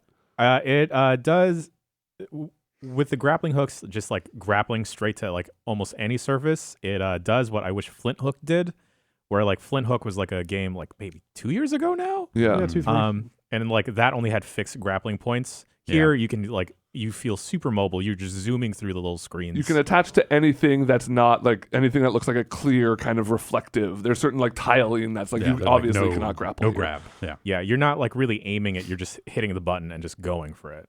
Which is neat when the levels are designed to like you're just supposed to zoom through. Yeah. But that's kind of like my problem though, is that there's a lot of backtracking in this game. There's a lot of going to like point A to point B, and point B is like on the virtual other side of the map. Yes. No warp or fast travel or anything? Not that I haven't gotten I've to beaten the one. game and I don't have fast travel. It does do a cool thing eventually where you realize it kind of all loops around. Yeah. But that is in the last like third of the game that you're actually able to do that. So yeah, like multiple weapons. Excuse me. You've got like a standard sword which you use pretty effectively. You can do the thing that I love in a sword-based platformer where you jump above the guy and downward swing on top of their head over and over again. Nice. The Scrooge McDuck maneuver. Yeah, totally. Yes, the pogo. And they do a good job of kind of slowly ramping up the difficulty. The first few areas you fight the enemies are very straightforward, like guy with gun that just shoots and, kind of guy that runs left to right. And they'll eventually be like, here's a blind swordsman character that you have to fight by being really sneaky up on it or whatever. Or here's like a guy that will block your moves and you have to make him block and then grapple behind him and then hit his back. And so they kind of do like how the Souls game will be like, okay, I need to figure out what this enemy's deal is once, like really study it, and then I can effectively fight it. My issue with it is it has got a real bad last hour, 2 hours. Oh, no. I don't know what you want to call it. Yeah, because you were super positive on that game in the quick look. I was really feeling it. I overall I like the game, but there is a point of no return, and they telegraph it as being like, "Hey, are you ready for this shit?" And you have to say yes. I said yes. I went to the place. I'm gonna try and not be very. It's not a very plot heavy game, so I wouldn't worry too much about spoilers. But they inject a bunch of kind of weird story towards the end that I didn't need. It's kind of like what The Messenger did. I don't know if anyone else finished that, where at the end it was like, well, this is a lot for like the very end of the game. And then it is... And not especially well done. Yeah. And I was I was like really trying to rack my brains as to not sound hyperbolic. I always miss that with hyperbaric time chamber. Yeah. It has one of the most frustrating last bosses of a video game I've played in the last decade. Wow. It is just, and the boss fight itself is difficult, but it's not. It's just in this tiny little room, and you don't grapple around at all. They do not. The main mechanic of the game. Yeah, they spend this whole game building up this really cool, like making you feel really like, oh man, I can move. You get like a dash, like an air dash later. I was going to say that's what I wish it had, but okay. There you go. And then just like the last act of the game is all combat in a game that is like movement first, combat second. It just felt like a really weird, bad note to end on. I still like the game. I'm still going back through to find like all the chests that I didn't find at the time. It's like $17, I believe. $17, at least on the Nintendo eShop. Yeah, you're playing on Switch? Yep. How do you like it? Plays that? just fine. Yeah. I was playing it with a Pro controller yesterday. has really good air control. Yeah. So I didn't find myself stumbling too much with it. I think one of my other issues is that since you are like just zooming through the levels, I wish there was like a slight, I guess, slowdown like you do get in like Mega Man levels going from screen to screen. I agree. Because I wind up just immediately bumping into an enemy. Right, you fling yourself into a pit or something. Yeah, and yeah, totally. You can move too fast for your own good. I have to say that I enjoy the main character quite a bit. Yeah, it's like a little basically- tablet. You're basically an iPad with a hat, Yeah. and the iPad is just got lots of it's very expressive faces on Lots it of as character. you do things. Yeah. Great hats. Yeah, I've lots got a good lot of hats. great stuff on my iPad. I got a little Vegeta Scouter for him to wear. That's pretty good. Oh, where'd you get that? I want that. It's a hidden chest. I'll show you Okay. later. Okay. I don't know, Jan, do you have anything more to say about it? I think it's cool. I think it's worth checking out. Like if you like that kind of game, if you like either movement-based games or you're itching for a Metroidvania, like this is a pretty solid offering. Yeah, I mean, like at least the price is pretty reasonable. Even Yeah. if, Yeah. even if Yeah, it yeah. doesn't finish. We need to figure out a ranking of these types of games because I think there's a lot of there have been so many yeah. that there are definitely some that I would probably be better served to go back and play those instead. Hearing Yes. what you're saying about the end of Yes. this game, it's Yeah, like, because I was thinking about playing through Like a this 'cause you Bloodstained were so into it. is a little Oh, different, but yeah. I would recommend that over this probably. sure. Yeah, this moves more than how I remember some like of the early Mega Man games moving, like in terms of speed, Yeah. and like mobility wise. How I wish some of those the Zero games moved, like on the GBA and stuff. Yeah, yeah. This taps into how that felt in my memory versus how it actually is. Right. Yeah. And then the other one is Scourgebringer. Bringer. And that is do that no, every that time. was good. Thanks. You said it on a quick look with me. How Yeah. how would you describe this video game? Frantic. Yeah. Like, yeah, there was constant motion, whether it be, you're air dashing to another enemy or you're slashing the shit out of them, very rarely touching the ground. So this is and everyone say it with me, a pixelated soul That's right, roguelike. roguelite. Sold. It's the other kind of indie game you can make. Oh, okay. All right. Wait. Early access roguelike. There's a third now. I don't know. Is there deck building in either of these games? Oh Right. shit, you're right. Yeah. Yeah. No deck building the yet. third indie. I was reading about a tower defense game with deck building that's coming out soon this morning, that and sounds going like, good. yeah, no, and I was like, ooh, I gotta, Here's my. you I'm got just- me. I just got to come out. I just like I feel like I've been pussyfooting around this. I'm just. Yo, fuck deck building. Oh, That's right. Oh shit, he said it. I didn't think he was gonna say it. He said it. The deck in my backyard is looking real bad. Did you I am shim it gonna up? need- How's your beforehand? color matching? I'm gonna though? need to Like- rip it out and put in a new deck eventually. But until then, no deck building. Okay, well then I've got the game for you, Great. Scourgebringer. All right. No cards at all. That's right. There's a Cards skill are for tree. nerds, How do you feel about man. skill trees? I love a skill tree. Well, then, hate a great. sphere grid. Yeah, this is 2D. Don't worry. Great. So yeah, it's a very frenetic, very fast paced, action platformy roguelite game. That's how the developer describes it. You can't get mad at me for calling it a roguelite. And it's it's one of those where you start and you just work your way around a map. You're looking for the boss. You're looking for a mini boss, which will open up the boss door. But it's all about kind of staying in motion in the air. Its motion feels good What are you in this game? I You're a saw lady you with a playing. You're like a sword. little block. Okay, I feel with a like, big white like Hair. hair. It's- that okay. kind of like 'Cause moves I was around watching a you lot. play it, and I was like, "Are you just like some blob?" There's a lot of goo? motion Are you- blur okay, on the yeah. character, which can make it hard. All right. So you've got like your main moves are you have like a slash that you can really mash on, and if you hit a dude in the air with that slash, you're going to kind of lock into him. So you can really just mash, slash, Mash, slash, and bash. Slash. You've got like an air dash, so to speak. A dash. So you dash and then so you dash smash- and then slash, dash and then mash slash. But so the dash isn't like a Dead Cell's invincible roll. It's more of like a very long attack. That'll Okay, kind of zip yeah. you around, and then after you do that, you get your double jump back. This is a game that encourages you to never touch the ground. It is all about like killing these rooms full of enemies as fast as you can. One of the earliest skills you upgrade on the skill tree is a combo meter that you work up by killing dudes without getting hit. And the more dudes you kill, the more blood you get. Blood is their sort of currency. Which you can use to buy from a shopkeeper. There is an upgrade Just on like real life. every floor. Like this is all very standard stuff. They just nailed the execution. Like it's not too innovative in any one area. It feels like it's influenced by a lot of things. A Dead Cells, precision platformer. yeah. I was gonna say like Celeste. Yeah. So the movement is a little Celeste-y. Yeah. I think I saw some people saying this is like, oh, it's like a Celeste roguelike. Yeah, there was another one, Moon. I saw some people in the comments, Moon Yeah. something. Yes. Boy, Moon a something. game I hadn't heard of, but people were very much like, this seems like a platformer version of that. Maybe I can pull it up while I say my other problem, or my problem with this game is, I think it's great. I loved every minute of it.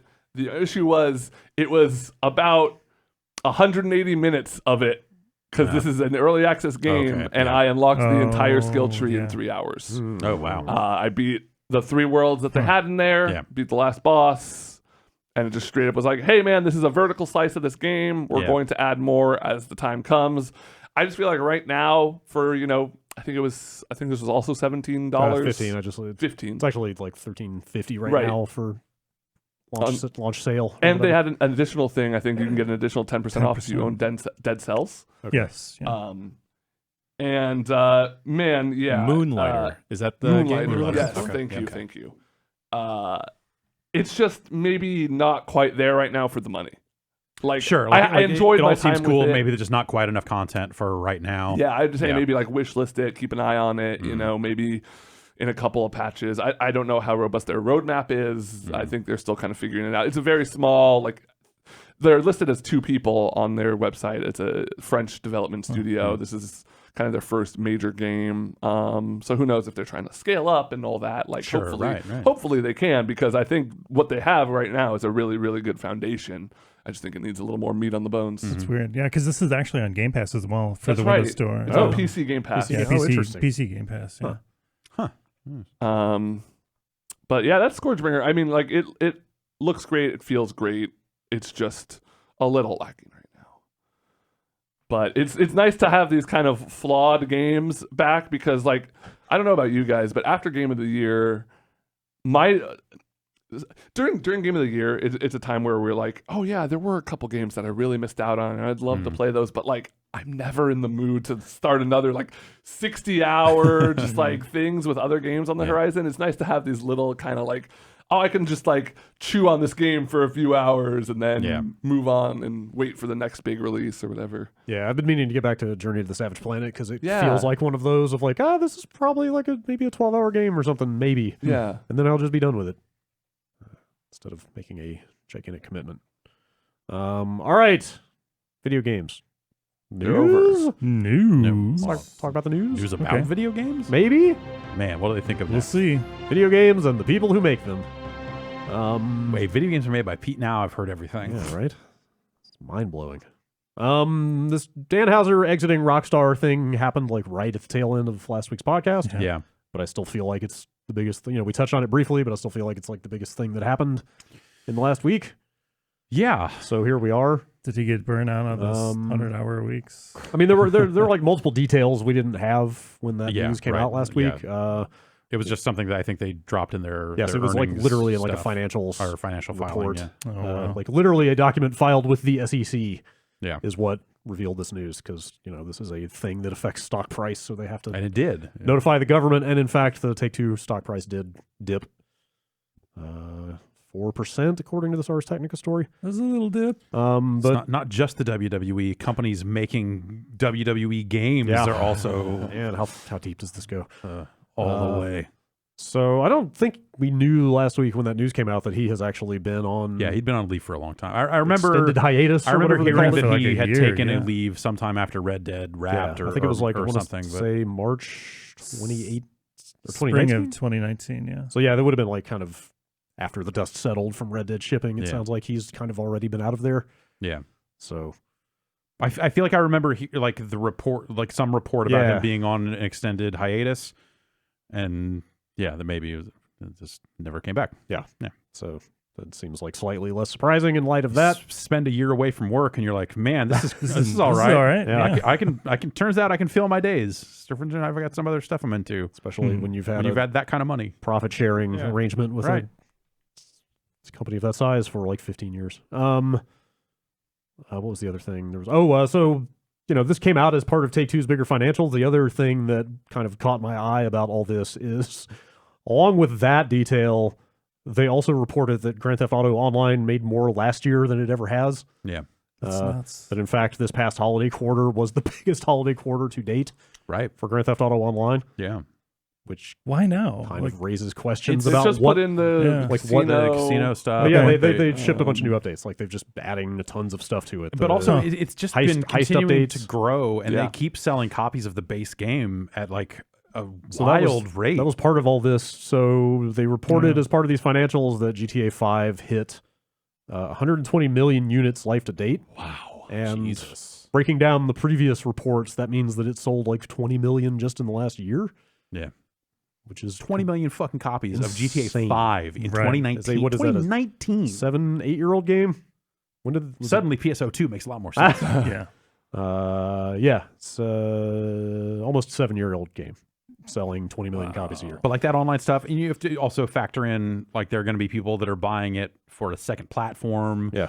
You probably have some people that got banned for cheating or Oh. fucking around Yeah. that had to buy it again on a different PSN account or something. Lost all their shark cards. Yeah. Or, there's also cases where like the base game plus a bunch of in-game currency was on a deep sale. So, we don't know the money of that except for the part where then they say, oh, actually it had its best holiday. Right. Um, Yeah, this story on GamesIndustry.biz that points out like the Diamond Casino and Resort and Diamond Casino Heist updates happened in this time frame. So like they're adding big stuff. and they had Okay. they Keeping put people around. they put those on television. They advertised that stuff like, hey, the Sure. the online update on fucking TV. Yeah. Like Jeez. which is That's a fucking update for a free to play. Or not? No, it's not even free to play. But an update for GTA 5. Right. They went back and marketed that on television. that is pretty telling. Anyway, like all of this kind of raises the question of like what would the next Grand Theft Auto even be? Yeah, And it is enough to keep a guy like Dan Houser around who seems to care a lot about single player stories. yeah, like he's often looked at as the writer, the lead writer in a lot of the games that they've done over the years. I say that in a murky way because I feel like they've been very murky about some of the who does what around those games over the years. But he was, I guess, often looked at as like one of the creative heads of that franchise or of that whole studio. Right. Yeah, you wonder. Like I feel like there's a lot of different ways to take it, right? And we'll probably never know. I would think the most likely one is at some point you're like, we've been doing this a real long time. I've been very well paid to do this. Yeah.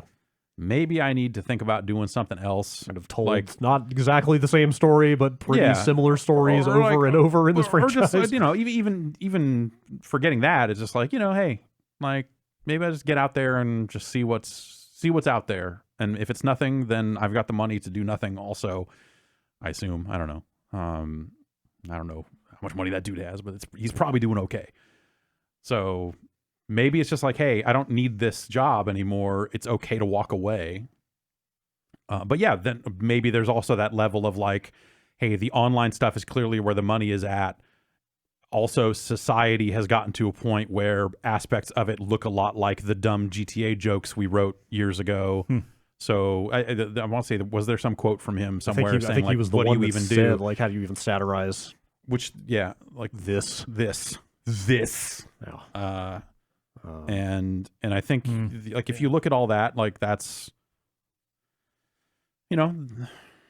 maybe you're just like, you know what, I'm good, and you get out. Yeah. But yeah, all these financials on top of that just make me wonder, like, is the Take-Two management looking at the amount of money coming in Right. on GTA Online and going like, why would we make another single player one of these? Right, they With haven't the, like 1,000 people or whatever that work for 5 years on these things. If we Yeah, could just like, keep pumping content into they, this thing, They didn't do single player DLC for GTA 5. They I looks don't like think they they'll do won't it for Red Dead. Yeah, it doesn't look like it. Maybe, but doesn't look like it.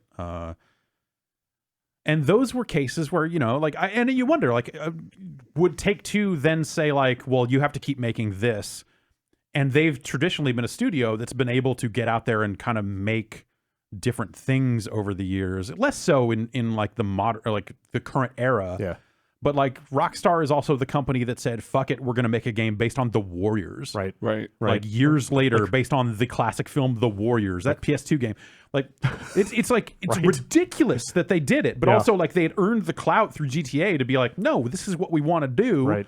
And it's awesome that they were able to do that. It's the studio that could go make Bully. Right. They made a game about life at a upscale private school. And it's like Bully is awesome. They made a game about table tennis. They made table tennis, right? You know, and we're able to say like, oh, well, this is really just kind of a tech test for like that Rage engine that they had. Yeah. I mean, like obviously, like Rockstar as a studio became a lot more monolithic in the last few years. Probably because just like the scale of the projects they were making required that. You know, right? But you know, if Rockstar is now just GTA and Red Dead on a cycle, that's way less interesting. Yeah. So and if it's like the online modes in particular of those franchises, there's like, what is there for? Yeah. Like to me, that's like and that's like a moneymaker. But to me, like creatively, that's like the end of Rockstar, as far as I'm concerned. Like Is there any word on how Red Dead Online is doing? Not a ton. The life to date copies of the game, I think, hit 29 million is what they said. Okay. So like it's selling reasonably well. I feel like I remember, I don't know if there was some report or some financials or if that was just something we heard along the way. But it seemed like that they thought Red Dead Online was going to be bigger than it was, and we're kind of investing further into growing that. Well, maybe in 5 years it'll have its best year ever. Yeah, exactly. I mean, that's, I think if it took GTA Online a while to find its footing. It did not launch alongside the game. It did not launch alongside the game, and then when they patched it in, it was busted and terrible. Let's see. And then even when they fixed how busted it was just kind of bare bones. Yeah. There was just not a lot to do. Yeah, and then people started making their own fun and doing roleplay servers and all this other stuff, and now it's quietly fucking murder Minecraft or something. I don't know. Part of the statement that Strauss Zelnick put out about Hauser leaving said, he mentioned the announcement that Red Dead Online in the quarter was up sequentially and up year over year in a very meaningful way and has gained momentum. Great momentum. Yeah, so, I think that was the thing. Like early on, maybe there was just not a lot to it, and they were looking to do more with it to get it where they expected it to be. But I don't know for sure. Yeah, it's the Hauser thing, man. Rockstar is. They haven't always been there, but in a sense, it's felt like Rockstar has always been there. Yeah, sure. Actually, reading this Games Industry story was like, when I came across the mention of it being Rockstar being founded in 1998, I was like, wait, really? That sounds like way late. Yeah, no, it was like they we were almost in PS2 territory before Rockstar came into existence. Like, that's so weird. Grand Theft Auto 1, came out on the original PlayStation. It was like BMG Interactive published it. They were the company that was publishing like NASCAR games and all this other stuff around that time. Like Rockstar didn't even exist at that point until, so I want to say sometime after GTA came out. Then they rebranded and did all this stuff. Sounds right. And even then, you remember hearing the story. I remember talking to the person who was doing PR for them back in the day, or just like they already had a reputation, like either by naming it Rockstar, or if they were like that before they had turned the name into it. But there was already that, like, yeah, they're kind of that way. Yeah, they're kind of this. There's a swagger to this. There's all the things that go along with that. There's kind of a lightly exhausting vibe to this whole thing. Sure, that they need their stuff a very specific way, and they're hard to work with, and blah blah blah. Yeah, and that was before GTA 3, right?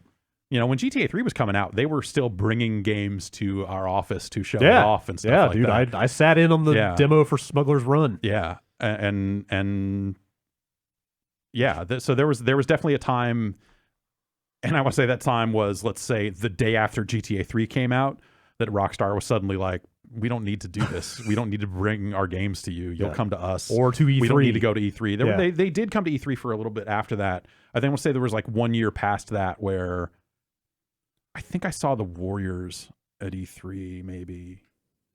But they had put up at E3, instead of having their booth space and kiosks and stuff like they did for GTA 3 and State of Emergency and that stuff, they just had a really nice bus surrounded by chain link fence And I remember getting on the bus and hanging out on the bus for about 45 minutes and just talking games. There were no kiosks on the bus or anything. It's just a bus. They had a TV, Okay. you know, they could show some stuff and be like, "Yeah, this is what we're doing."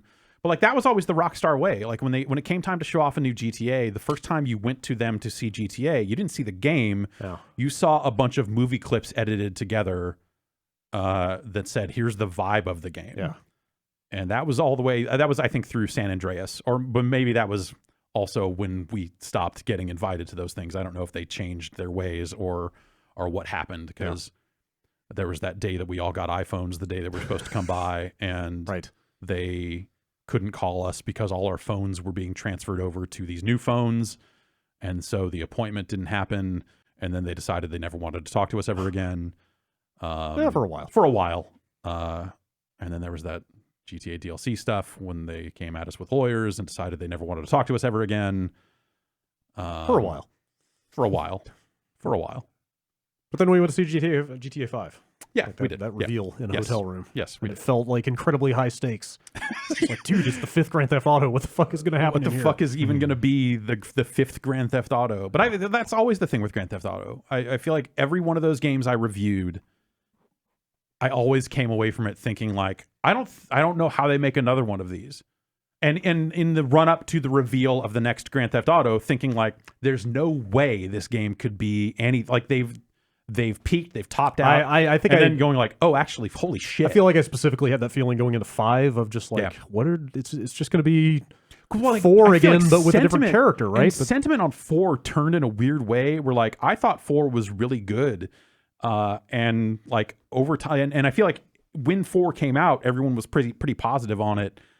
And then at some point, people just started shitting all over 4 all the time. I went back and tried to play through it again years later on I'm the sure it PC, doesn't- yeah, and specifically the gameplay did not age well. I bet. Because even when it came, like, they have a certain way of doing things. They're Yeah. maybe a little set in their ways in some respects. Well, it's like every game they got a little bit closer. They're like, yeah. lock on targeting Yes. makes sense now. Right. Like they shooting feels like a modern shooting Yes, game, like they- and like- not like Grand Theft fucking Auto. They shooting resisted. and- They resisted making those games feel like modern Yeah. games for a while. Uh-huh. And 5 is where they like finally got Right. there. But Uh, but I remember specifically seeing that character switching shit in that hotel room for the first time, going like, all right, they've got their hook.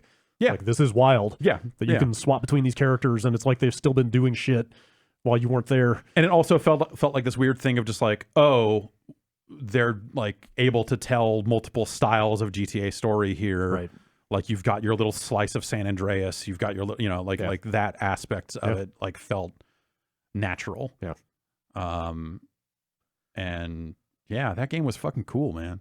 I don't really care about the online side of it, but that was a neat fucking game. Yeah, there's some ambitious stuff in there. Mm-hmm. But at the same time, I feel the same way now as I felt then, of just like, I don't fucking know how you make another one of those. maybe Dan Houser started to agree with you. Yeah, I wonder. Like, like that quote, if going back to that stuff, it's like, okay, yeah, I get it. Especially after this many years and this much money and all this other stuff, like the impetus to go back and grind that out again. Those guys are getting into their 50s by Probably, now, yeah. I'm sure, right? Like Leslie Benzies was like 47 when he got out and started. It was Royal Circus Games. They just changed it. It's what is it called? It's a Rocket. Build a Rocket Boy Games is the name of the Benzes studio Those now. British sounding studio name. Scottish, but yeah. Well, yeah. And they're still doing Everywhere, which is, I think is still that Amazon Lumberyard game. Huh. But they have that studio in Edinburgh. They have some people in Budapest, like it's an ex-Crytek studio. Huh. And they're apparently still working on Everywhere somewhere. I don't know. Maybe Dan Houser is going to go in and write the story for Everywhere. Maybe. Who knows? Maybe. Maybe he'll join that crew. Just wants a creative outlet, Um, perhaps.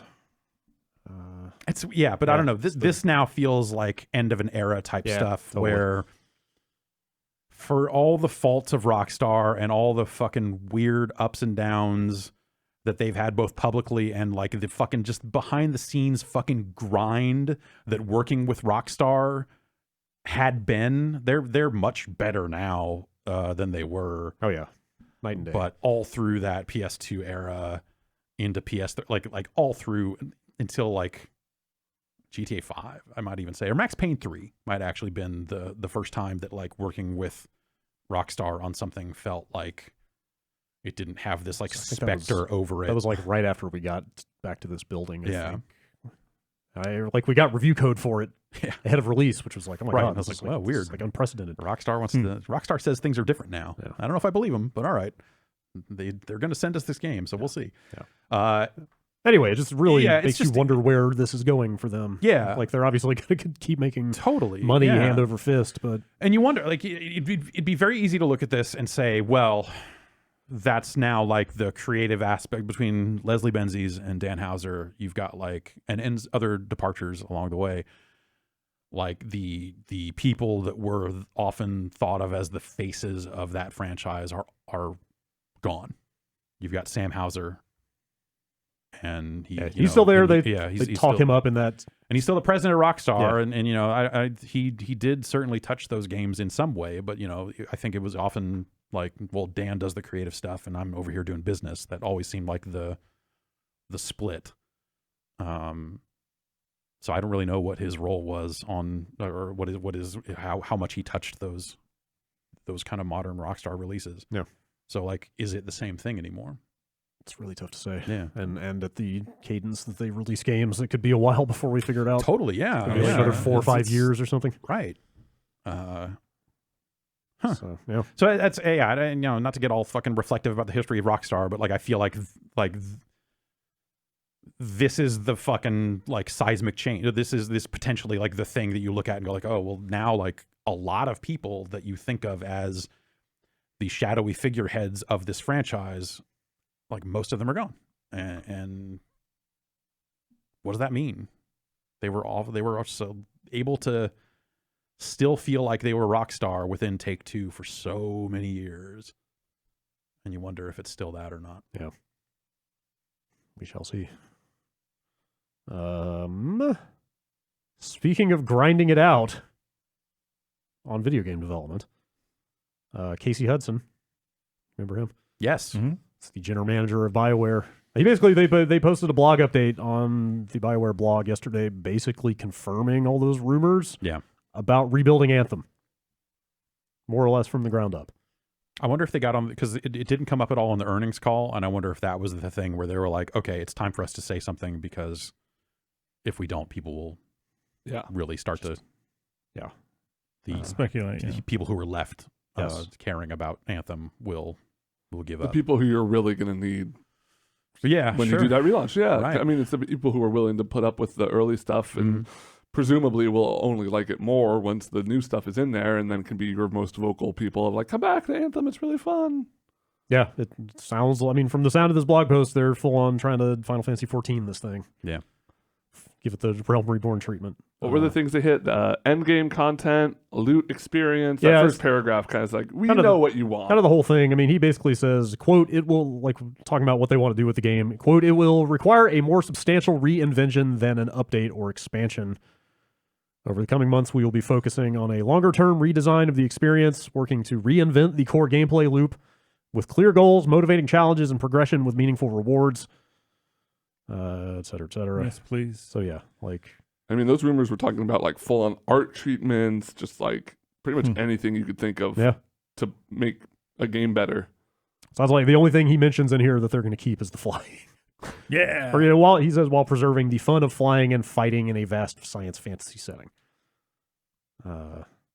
I think a lot of the combat probably needs freshening up too. Yeah, for sure. Like over the course of that campaign, that stuff got really shooting, really repetitive. Yes. I hope that listener who was confused on whether or not they should go to Taco Bell or buy Anthem is happy about this. What did they end up doing? We don't know. We don't know. I I got a hope voicemail they bought Anthem. on the after show. Was it after show? Yeah, I think that was after. Was show. it a similar amount of money we're talking, like the same for a Yeah, Taco they're Bell like order? $12 or something. Or a copy of Anthem? Yeah. Which is expensive. Anthem had been down to like $5 or cheaper in some cases. So $12 Anthem is still pretty pricey Anthem. It's terrible, but probably goes without saying, but he says that they are, suspending any further like new content updates while they do this. They said they'd have an anniversary event for the but he for the specifically launch, said but, that they're just going to be, I forget where he revisiting past seasonal and Cataclysm content. Okay. So it sounds like they'll just be rolling out the previous stuff Yeah. over and over while they rework this game. They messed this up so bad that it's like there's something about me that feels disgusted with myself that I'm sitting here going like, oh yeah, like there are plenty of people out there making games that didn't launch like shit. Yeah. That are onto new ideas and will get this stuff right out of the gate in some ways, but yet I'm still like, oh, I'd be very interested in Anthem, and I feel like a fucking sucker. No, it makes sense because you think about like if they do nail it, you know that this is a studio that has the funds to and the creative, leeway. I wish to that run those with it. funds and that creative leeway went to someone that like was able to execute on it better. Yes. The first time out, I they're get just it. like, I get oh yeah, well these guys of course get a second chance because it's EA. And I feel like it also helps that we've seen a few examples of this with like Final Fantasy. And people with love an No Man's underdog. At the end of the Sky. day, like totally, people love an underdog totally. story. And, It's like if there's one thing people like more than shitting on a loser, it's cheering for a redemption story. but I feel like they don't deserve it. Like they don't. Maybe for what Anthem is. Maybe and, they don't. And, but and you based could, on the recent history yes. of BioWare, like this game deserves to get shot. like maybe they don't deserve it, but like the people that bought Anthem arguably deserve better. And people who and the people who worked very fucking hard on aspects of Anthem Right. and all that other stuff, certainly they do. But like, there's some part of me that's just like, man, this says bad things about society in some weird I way. cannot don't wait know. until that quote you just said is clipped out and in the 2022 Game of the Year deliberations is brought back up when you're championing it for like best shooter or whatever. Fixed shooter of the year. And but I'm also here going like, I really want them to pull it off. Because no, I get it. in the slight aspects of Anthem that are actually really good, if they could Like, really build a good game around that. game Yeah, around that, totally. they'd be onto something. Totally. But they didn't. No. Yeah. And super there are didn't. tons of games coming out every goddamn day. Why would I sit here to care about Anthem? And yet, I'm sitting here caring about fucking Anthem. It's stupid. I'm an idiot. We're fucking idiots. Yeah. Can't wait. They do not deserve to have this hat in hand like, hey guys, we've heard you. Like, no. I mean, he literally uses the phrase like, "We've heard your criticism." And Yeah. It's of yeah, course. like We've been on Reddit. in a world where Mass Effect Andromeda hadn't happened, this might be a different situation. But yeah. like when this is the Oh, second right. game in a row where this, and also a lot of it's going to come down to how they distribute it. Like if they come out and say, "Hey, we're happy yeah. to sell you Anthem 2.0." Oh, that's game over. Like, That's- no, absolutely not. Well, Like, that's those initial rumors right. indicated that they were sort of debating internally if it should be a paid thing or how it might go out to people. They can't possibly think that that's going to Yeah, no, I'm like the with you. reputation, the continued reputation hit they would take for trying to sell people a fixed Yes. Anthem Yes, is not worth it for EA. Totally. And EA that now has spent all this time like servicing Battlefront 2 to a point where people like it. Yeah. Like clearly EA gets it on some level that like, oh, we can't keep fucking up our rep. It's going to and BioWare also on top of that, like can BioWare afford to go into an announcement and publicity phase for a new Dragon Age right. with Anthem hanging over them and Mass Effect Andromeda hanging over them? Like I assume they must have done that calculus and said like, we have to fix Anthem. Yeah. If we want to hope to make sure that people are there for Dragon Age. Like there will certainly be people who don't care about any of that stuff and are just like, yay, more Dragon Age. But like there's a deeper layer of just like, I don't trust BioWare. A widely held sentiment, let's say, Yeah. from what I've seen. But widely held amongst people on the internet. There are so many people Oh, that yeah. just play games and don't engage with any of this shit that are just like going to be like, oh, cool, Dragon Age. And that'll probably be enough to get them at least part of the way there. But yeah, there's the brand sirens, let's say, need to be Singing brought back a into the cheerier fold. tune. Yeah. Well, I still feel like an idiot though. Like that's why I came out of their announcement of yes, we are actually the rumors are true. We're gonna fix Anthem, feeling like a dumbass because I'm sitting here going like, cool, man, yeah. Like no, how many games come out every day now? I wonder what if. Why would we care? What if the rebuild just launches as a free to play thing, and then you get it both ways of like That's yeah. here is both giving it back to like Right, whatever people you that bought the bought game, it, like you get yeah. the founders pack of Sure. Gold armor robot. shit. Well, and then you either way, it needs to. They cannot charge for this update, even if it only goes to people that bought Anthem. If they decide to make Anthem free to play because that's the model. That's a model that makes sense. I think Destiny's done smart stuff around that, generally speaking. Yeah, I'm an idiot. Still talking about Anthem. I'm an idiot. They got us sitting here going like, my robot flew. I'm with you. My robot did look pretty cool when I painted it up. It's unfortunate the game was boring. Well, hey, I'm going to stake out a controversial position here. Okay, good games are better than bad games. So if they are capable of producing a good version of Anthem, who are you even? There's only so many hours in the day, and there are other good games I could be playing instead of like holding out hope for this bad game to become.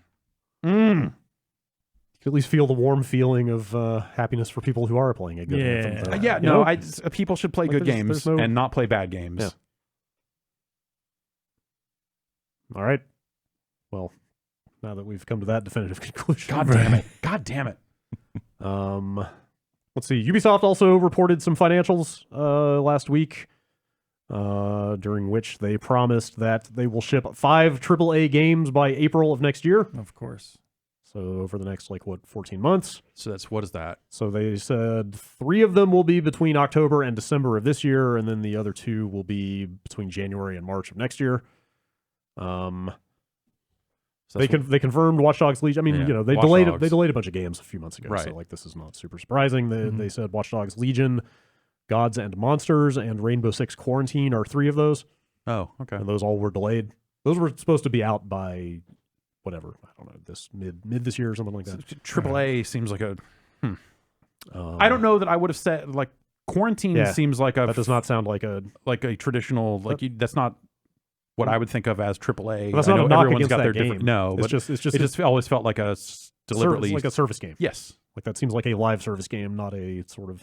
And Gods and Monsters, part of that looked like it might just be like an artsy project, not necessarily like Art Engine Rayman, but somewhere between there and AAA. Yeah, the stuff they were saying about it being inspired by Breath of the Wild and stuff like that. Mm-hmm. Or I don't remember who said that, but that makes it sound kind of bigger in scope to me. Me, so that game, maybe that game is way bigger in scope than their initial reveal showed. And then obviously Watch Dogs is super ambitious with all their you can be anyone. Procedural character stuff that they showed at E3. Anyway, whatever. This got people talking about what are those last 2 games? Maybe it's some. Do you think that gets me like a politics retrofit? Considering how now it's when it's coming out now compared to when they initially announced it. I got the sense it had that from the beginning. I guess so. Yeah. I don't. It was already kind of assuming they said the word go. post Brexit. Yeah, society. I don't remember. I can't remember if I actually heard the word Brexit in that demo I got at E3 last year, but I felt said like it during the stage thing. Like that sort of tone was hanging pretty heavily around they it. Were already banking on or accounting for the worst. Yes. Maybe they did flat out say it takes place in a full on post Brexit authoritarian situation. I'm pretty sure they did. Yeah. Which hey. Smoke them if you got them. Life imitating art. Bunch of people start speculating about what the final 2 games might be. And then sorry, this is by when? By next 14 months? April of next year. Okay. So and I think those 3 named games are the ones coming out this year, which would make sense because those are the ones that were supposed to have been out sooner. So the 2 unknown games will presumably be out. Yeah, so Creed. Everybody's like, "Oh, what are the last 2 games?" And then Jason Schreier from Kotaku immediately just got on Twitter and was like, "Oh, by the way, it's Assassin's Creed and Far Cry." Hey, got him. Yeah, so cease your speculation. For new platforms? Is surely. What about Mario versus Templars? Huh? Okay. Mario with a wrist blade. Yeah. I'm kind of surprised they haven't done another one of those or something else. Yeah, maybe like that. Didn't do well because it was a cool idea. I thought it did do well. I don't know. I'm not sure. I'd have to look up numbers on it. Critically, I think it did pretty well. Maybe Nintendo was not interested in in furdering that. Well, maybe they're not like, hey, we don't want to necessarily put out a billion of these, but hey, if you've got other ideas, because Starlink had the Star Fox integration. Yeah. So maybe they're more interested in one-off stuff. Right. With some Rabbids, other properties. X-Minions. Yeah. Yeah, right. In time for the movie. Yeah. So the word going around is this new Assassin's Creed is Vikings. Oh, sure. Cool. Hasn't that been the rumor forever? Maybe. I don't know. Like a wrist axe? What the fuck is that? Yeah. a Viking dual-horned helmet that juts out from my wrist and I can use to stab people in weird ways. A horn. They're really going to capture the Viking experience here, I think. Oh, finally. Who's like yeah. a famous Viking? That could Eric be... and Ivar, the two most famous Vikings. Well, I'm trying to think. Hagar the Horrible. Hagar. Who's yeah. your Q or whatever? Who's your like gadget? Leonardo da Vinci. Like, Oh, who's right. The, Leonardo da Vinci. Yeah. Who's the Viking guy? Who's the Viking guy? SpongeBob. Do you think when you die? die in the game, you go to Valhalla and you fight a bunch and then come back? That'd be kind of fun. Right? Yeah. If they did like a real Soul Reaver kind of thing. Yeah. I never thought I'd be enthusiastically saying yeah to a Soul Reaver thing. Or a but- Viking thing. I don't know. That, whatever. They've spun so far out from what Assassin's Creed used to be. That, yeah. Sure. Especially like the last two. Yeah. As like, these are just straight up action games. Fuck it. Yeah. Well, like kind of But action they've been RPG, great. right? Yeah. Yeah. Yeah. Like they kind of were Yeah, getting into, leveling like, up and Like, you all don't that even stuff. have to do stealth Gear. effort. Really. Right. I mean, weren't they kind of full on getting into BioWare territory with that last one? Like the Little bit. the conversations and stuff. Oh, yeah. Like the Yeah. dialogue choices and so forth. And then I have zero idea what a new Far Cry is at Far this point. Cry from Home. It's on Mars. I Far hope- Cry from Home, I- and it's in space. I would be- really hope they are thinking about how to reinvent Far Cry the way they did Assassin's Creed. They're I don't know. new hardware's coming out and that will cover for it, right? They'll just be like, look at how much better it looks now, and Oh, it'll sure. still be the same Assassins and same Far Cry, right? I mean, So they've done, Assassins I'm okay with because they just went back to the drawing board a couple games ago. Like they've got yeah, okay, they've done tropical, they've done prehistoric, they did rural And America. Far Cry. Yeah, Mhm. Yeah, they've done like, kind of like a Himalayan yeah. kind of setting. Also Vikings. Also, Viking. you're the Viking. Yeah. Underground. Huh? A Yeah. bunch You of fight mole like people. mole men? Yeah. Yeah. You're just drilling. It's just a red faction game. Oh man, just take that red faction tech. Nobody's using it. Yeah.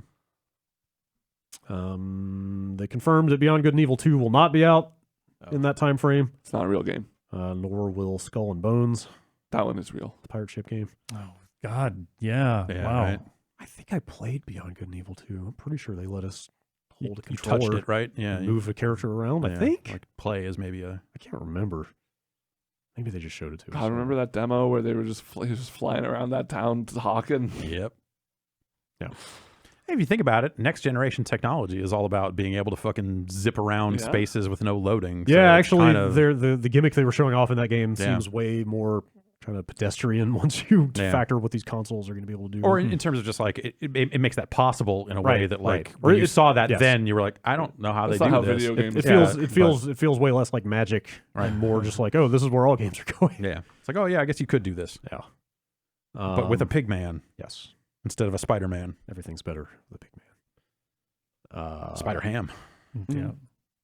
Best of both worlds. They should make a Spider Ham game. Sure. I mean, he was in that Spider-Verse. Yeah. Oh, really? He could, Yeah. Okay, Yeah, he was. He's one of the spiders from the Spider-Verse, that's voiced by John Mulaney. okay. Yeah. Worked out quite well. Hmm. That was a happy little nod. So good. That was fun. All right, next story. Rod Ferguson, head of the coalition makers of Gears of War, has left. closer. Yes, the fixer. He has left that studio and is going to Blizzard, makers of Diablo. He heard they were having some trouble. I don't know, man. Like, yes, that was certainly Have fire will travel. certainly the initial reaction to this, but like, I don't know how fair that is. No, well, I mean, yeah, like because Like, he he left like- Epic and ended up like coming on to BioShock. for the end of BioShock Infinite. Yes. Um, Like the guy has got a somewhat public reputation as a guy who comes in as a fixer and like gets games shipped. yeah, like but he's- was that just for BioShock Infinite? No, Gears. I did he wish kinda- I wish I'd saved the link. I saw a quote from him about the end of the first Gears of War project, Okay, like and some of the management stuff. right, like right, just right, right. I don't know if it was actually like agile, but that kind of shit. You Yeah. know what I mean? Yeah. Like project management type stuff. Mhm. Like I think he's just maybe sounds like he's got a knack for that stuff. I don't.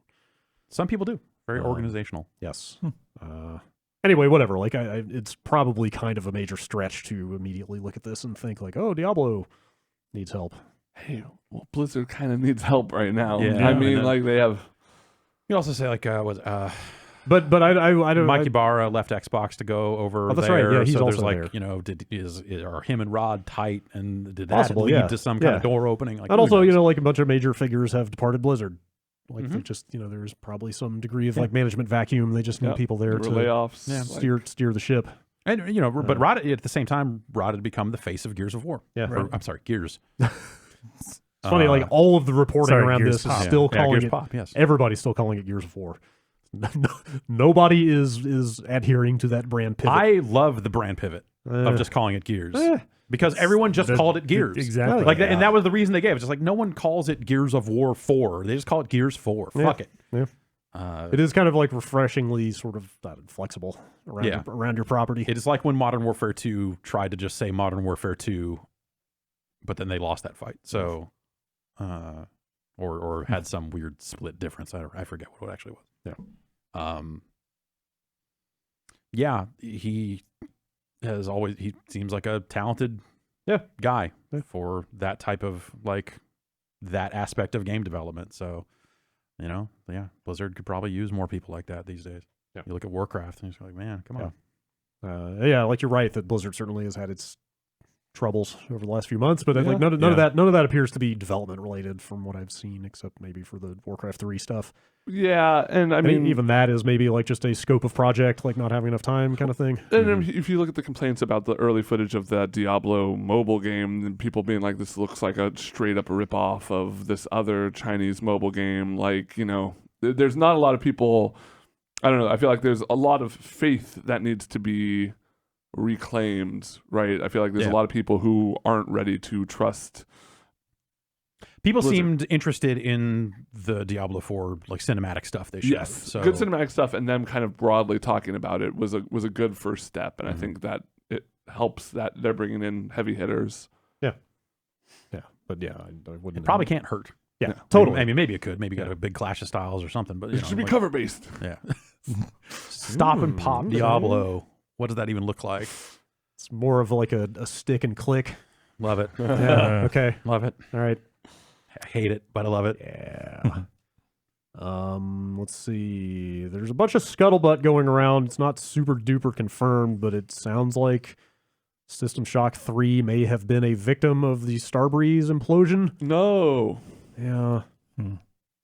Starbreeze Were they was publishing? Yes. Okay. They were publishing that. In fact, they had bought the publishing rights right to System Shock 3. Yes. Which they sold back to Other Side when they, I think we talked about it months ago. Yeah. There's like this very public kind of financial meltdown at Starbreeze. Mm-hmm. They've been having a ton. In fact, they're in some kind of arbitration or whatever. Yeah. I And guess, then they I guess are still talking about Payday 3 yes, now. Now they're talking about making Payday 3. Because Payday 2 is where all the money comes from. So it sounds like they had sold the System Shock 3 rights back to Other Side. Mm-hmm. But then this is like a combination of stuff, like multiple kind of key developers on that game all updated their LinkedIn profiles saying that they're not with the studio anymore. Yeah. Writer, director, design director, lead programmer. There is an anonymous post that popped up on RPG Codex, which again is anonymous, but then apparently somebody else affiliated with the game kind of verified that I'm looking at this Eurogamer story that person is legit. So it seems fairly trustworthy. And where's the line? If Starbreeze hadn't gone into crisis, I think we would have delivered something interesting with some fresh and innovative gameplay. So yeah, more or less making it sound like, yes, Starbreeze, right, eating shit is largely what is behind this. And then the Other Side probably couldn't necessarily afford to keep it going without a publisher on board, and maybe they just couldn't sign a new deal. Yeah, and none of it is confirmed yet by anybody who officially is representing the company. Those postings seem like super candid though about what the game was going to be, even with funding. Well, it never seemed like it. Given some Other Side's stuff, or didn't seem like it was going to be like the biggest game in the world. Pretty small team, yeah. Right. Like the second part of that statement about I think we would have delivered something interesting with some fresh and innovative gameplay, but a much smaller game than what people were expecting, and inevitably disappointing for a sequel to such a beloved franchise. Sure. Yeah, that is pretty candid. Those and that's kind of like it wasn't necessarily in name, but like when Underworld Ascendant came out, That's other side also. Yes. Man, this is like the weird. Yeah, that whole That's a that whole situation with like web. because there's a System Shock remake going on in addition to System Shock 3 Night and there are Dive or all this other multiple studios involved. It's fair, and Warren Spector's back in the and then mix. System Shock 3 was specifically other side Austin, right? I'm not sure. Anyway, best not to get too much further into the weeds on that stuff. Yes. But this post says those high expectations drove a lot of expensive experimentation. We were a small team and knew we couldn't compete with current immersive sims in production quality and breadth, so we had to be creative and clever and weird. And we were on our way to make something unique and possibly fun, but probably not what the audience was hungry for. And that seems like that was like the pitch for the best case scenario for something like Underworld. Yeah, right? totally, It was like totally. here's it's not a as small team. big, but that enables us to do some really cool shit around the edges and approach this in a slightly different way. Yeah. I guess it doesn't seem too surprising or too outlandish to think that System Shock 3 would have been something in that vein. Totally. But yeah, that poster is, I'm sure, probably right that like System Shock 3 comes with a very specific set of expectations. Yes, for sure. So yeah, not canceled outright as of right now, but it's not. That wasn't the story going around that like Warren Spector is still technically on it. I think in so. some weird way, but not necessarily. Or it's. Hopefully there will be some clarification coming soon. It could be that they're just like desperately trying to find a publisher for this thing, and maybe they can bring those people back on if they can sign the deal, or they couldn't float it. I don't even know what the. I am only speculating on that. Sure. Resident Evil show on Netflix. Anybody? I didn't know that was anybody. That was a thing. It wasn't. Yeah. Until Netflix Neato. leaked their own description of the show. Oops. Did it say live action or like an animated It doesn't deal? say. This went up on Netflix's press center, and then immediately got taken down. But people way back machined it, so it's still out there. The town of Clearfield, Maryland, has long stood in the shadow of three seemingly unrelated behemoths: the Umbrella Corporation, the decommissioned Greenwood Asylum, and Washington D.C. Where the real zombies live. Yeah, right. Yeah. Today, 26 years after the discovery of the T-virus, secrets held by the Three will start to be revealed at the first signs of outbreak. That's the pitch Sure. for a Resident Evil show on Netflix. Make Barry the main character. It's about Right. time we got a zombie television show. Sure. Also, Hey man, that Castlevania show is real good. So I'm holding out hope. People like The Witcher one, right? I liked The Witcher. Yeah. Okay. A good bit. Yeah. Obviously, all different teams. You and taking stuff, bets on? I bet this is live action. Yeah, I for would sure. think so. For sure. They did have that string of animated like Resident Evil movies, though. Like Capcom's not. That's true. Shy Yeah, I about- guess that's true. Yeah. Like, But I like, mean, it could Wa- be Walking the Dead same. and all that stuff. It seems like they'd be chasing that. I guess, yeah. I just, Is it too late to like? I don't know. Walking Dead is still somehow the most popular show on really. TV. Fuck, It's- dude. Really. I don't know about the last season, but up to like in 2019, I remember reading headlines about it. Still the fucking biggest thing that everyone who watches it says it's bad, but it's still insanely popular. That's television. Old habits die hard. Wait, there's a Die Hard television show? Now we're talking. I think people I think should there watch is Every one. week, a different building. good I think television. there is a Die Hard show. What? Or am I? No, I'm thinking of Lethal Weapon. Yeah. Okay. You should watch that. You should watch that Die Hard documentary on Netflix. It's pretty good. There's a lot of good shit in there. That whole helicopter sequence at the end of the movie, they had to shoot in like under an hour. Oh wow. The whole thing. Holy Because the shit. city of Los Angeles Yeah. was like, fuck you, you're not shooting with a helicopter. Yeah. Like, we're giving you 2 hours, and then even that got busted down. They had to like Oh man. perfect the entire sequence and then just basically do it all in like 3 quick runs. Is that the movies that made us documentary? Yes, Okay, gotcha. that stuff is really good. All right. Last story. I don't know how I completely forgot that Space Channel 5 was getting a VR game. Yeah. Actually, once I read this announcement story or a story about the release date announcement, I realized that it was announced in 2016. Yeah, and the And that's initial why I forgot about announcement it. was kind of unclear. I And guess- they've showed it off before, like in playable form. So Yeah. this maybe isn't new information, but playable. it is not. I think they got out recently and had to reiterate, like this is a new game. This is Yes, not that's part Space of- Channel 5 Yeah. in VR. That's part of why I was confused. I was like, oh, are they just like porting this ugly old looking? right, which you could do. I got what would that be? But sure. But apparently it's a whole new thing. Also, it was just a Vive game at first from the sound of it. Oh, okay. And now it's coming to every headset. Yeah. It's That's 40. not a- It's just a Vive game isn't a yeah. thing. That's not real. Yeah. You can't do that. I mean, it was announced Yeah. apparently again in 2016 when VR, Very different era Yes. for VR, I guess. VR headsets were like barely a thing. As so, yeah. opposed to now. Yes. So now it's coming to PSVR first on the 25th of this month for $40 actually. Yeah. And then it's coming to all the PC headsets at a later time. Oh. Um, I wonder if they got the Tetris Effect res treatment in terms Sure. of if it'll be that long of a delay or. yeah, I could see something like that. Yeah. Maybe they went where the install base is because they Sure. sold a whole lot of Yeah, PSVRs. they did, yeah. Anyway, I don't know where my PlayStation VR headset is. I know exactly where mine is because I never take it out and do anything with it. Yeah. But maybe I will for this. How about a cool stand for mine? It's right above the entertainment center. I think Jeff Minter's closing in on getting a new game Yes. out pretty soon. Yes, here. he has been talking about it. Sounds like he's basically done. Yeah. From what I saw, it sounds like he's more or less locked. That is one I'm interested in. Yeah. Did he say if that's VR? Yes. Oh shit. I believe Okay, it 'cause is. Plebius with VR is still one of the best VR things. Yeah, that was good. Space Channel 5 VR Kinda Funky Newsflash is the name of this game.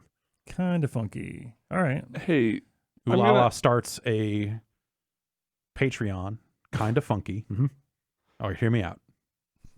That's the whole idea. Okay. All right. Forgive me if this is sacrilege, but was Space Channel 5 actually good or was it cool? That's a Because I saw it for the first It's a time complicated question. last year, All right. and look, it seemed like not a good video. we don't game. want to talk about if it's good or not. It doesn't matter if it's good or not. But you got a It's whole not you went good. on an impassioned It thing never about how people was need to play good. good games instead of bad games. But what if also, you know what's better than good games? what Cool games. Yeah, sure. like cool Yeah. spot Like Cool Spot. Exactly. or Chest and Cheetah too cool for school? That's very cool. I don't know what it says about how dated the Space Channel 5 is that they posted this trailer to YouTube at a maximum of 720p. It's pretty good. I don't know. I mean, it looks like yeah, it looks like a modern Space Channel 5. Space Channel 5 is not. It was of a certain era. Sure. I feel like by the time they got to the sequel to Space Channel 5, which was not long after the first game, I was already like, By then, man, it was yes. No, I'm with you. come on.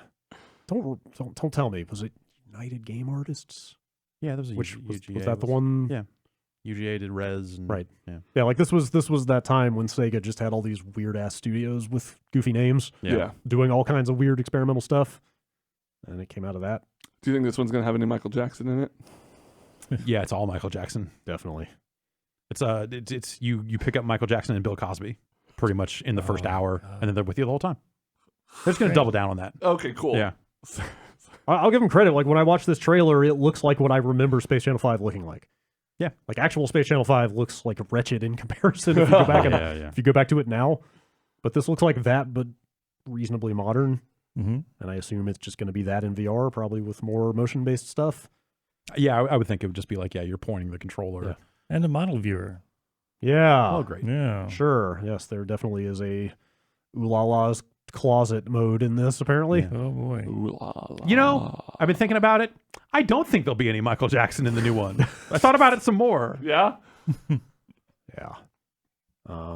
Probably not. Probably not. Also an exercise mode. Okay. Exercise and Yeah. endurance mode, they I'm say. listening. So, anyway. I'm gonna lose the weight with We should Ooh La La. find where Lady Miss Kier is now. She's the lady from D-Light, had the Oh, lawsuit. Yes, Oh, right. yeah. Yes. Which did not go her way, if I No. remember. No, it did Well, not. that's extra awkward because Grooves in the Heart VR is supposed to come out this Yeah. year. Man. You could play as Q-Tip. Or just his spinning head, really. Yeah. Okay, that's it for news. We got to take a break.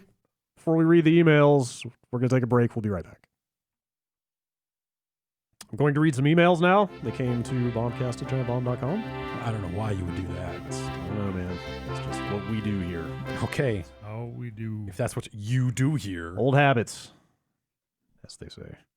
Chad wrote in. Mm-hmm. You're trapped inside Nicolas Cage, Oh boy. being John Malkovich style. My dream. You can take control for 5 minutes per day, and he will be unaware of what you do. To escape, you have to get Alex Navarro to say the phrase, "That hippo can dunk," on stream. Rules: you cannot say Alex's name. You cannot use Twitter. What do you do? I'd go back in time and say that line in.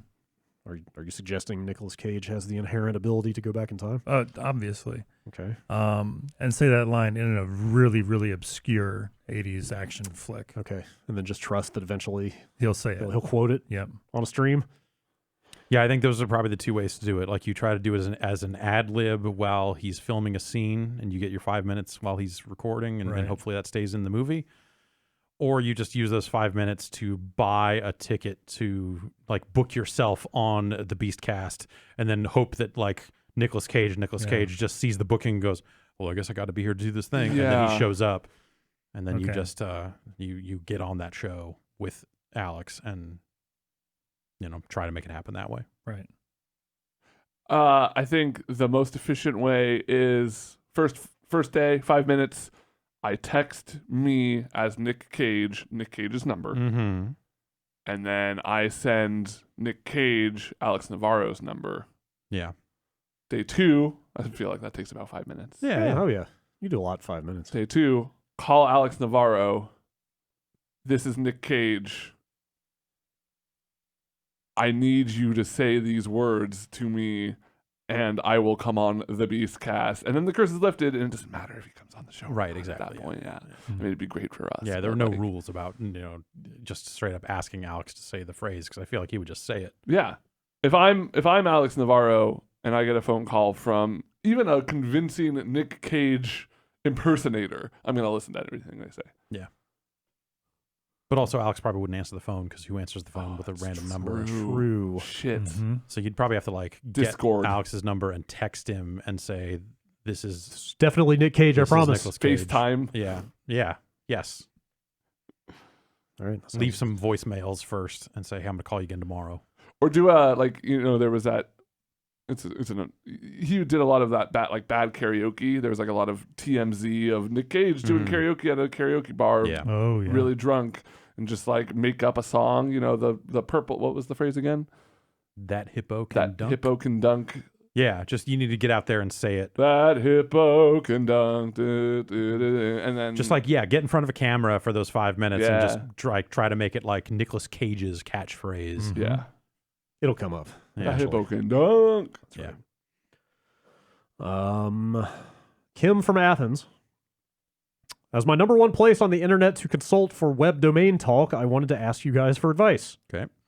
We know a lot about domains around here. Last year, my domain provider had a huge sale on certain TLDs, or top-level domains, one of which was .fishing. Yep. To my utter shock and joy, the domain segabass.fishing was available, so I got it for a mere $2. Now that it's about to lapse, however, I'm being asked to renew at the rate of $22 per year. In my super limited experience, that's pretty standard, right? Yeah. Renewal fee. My question is, should I do it?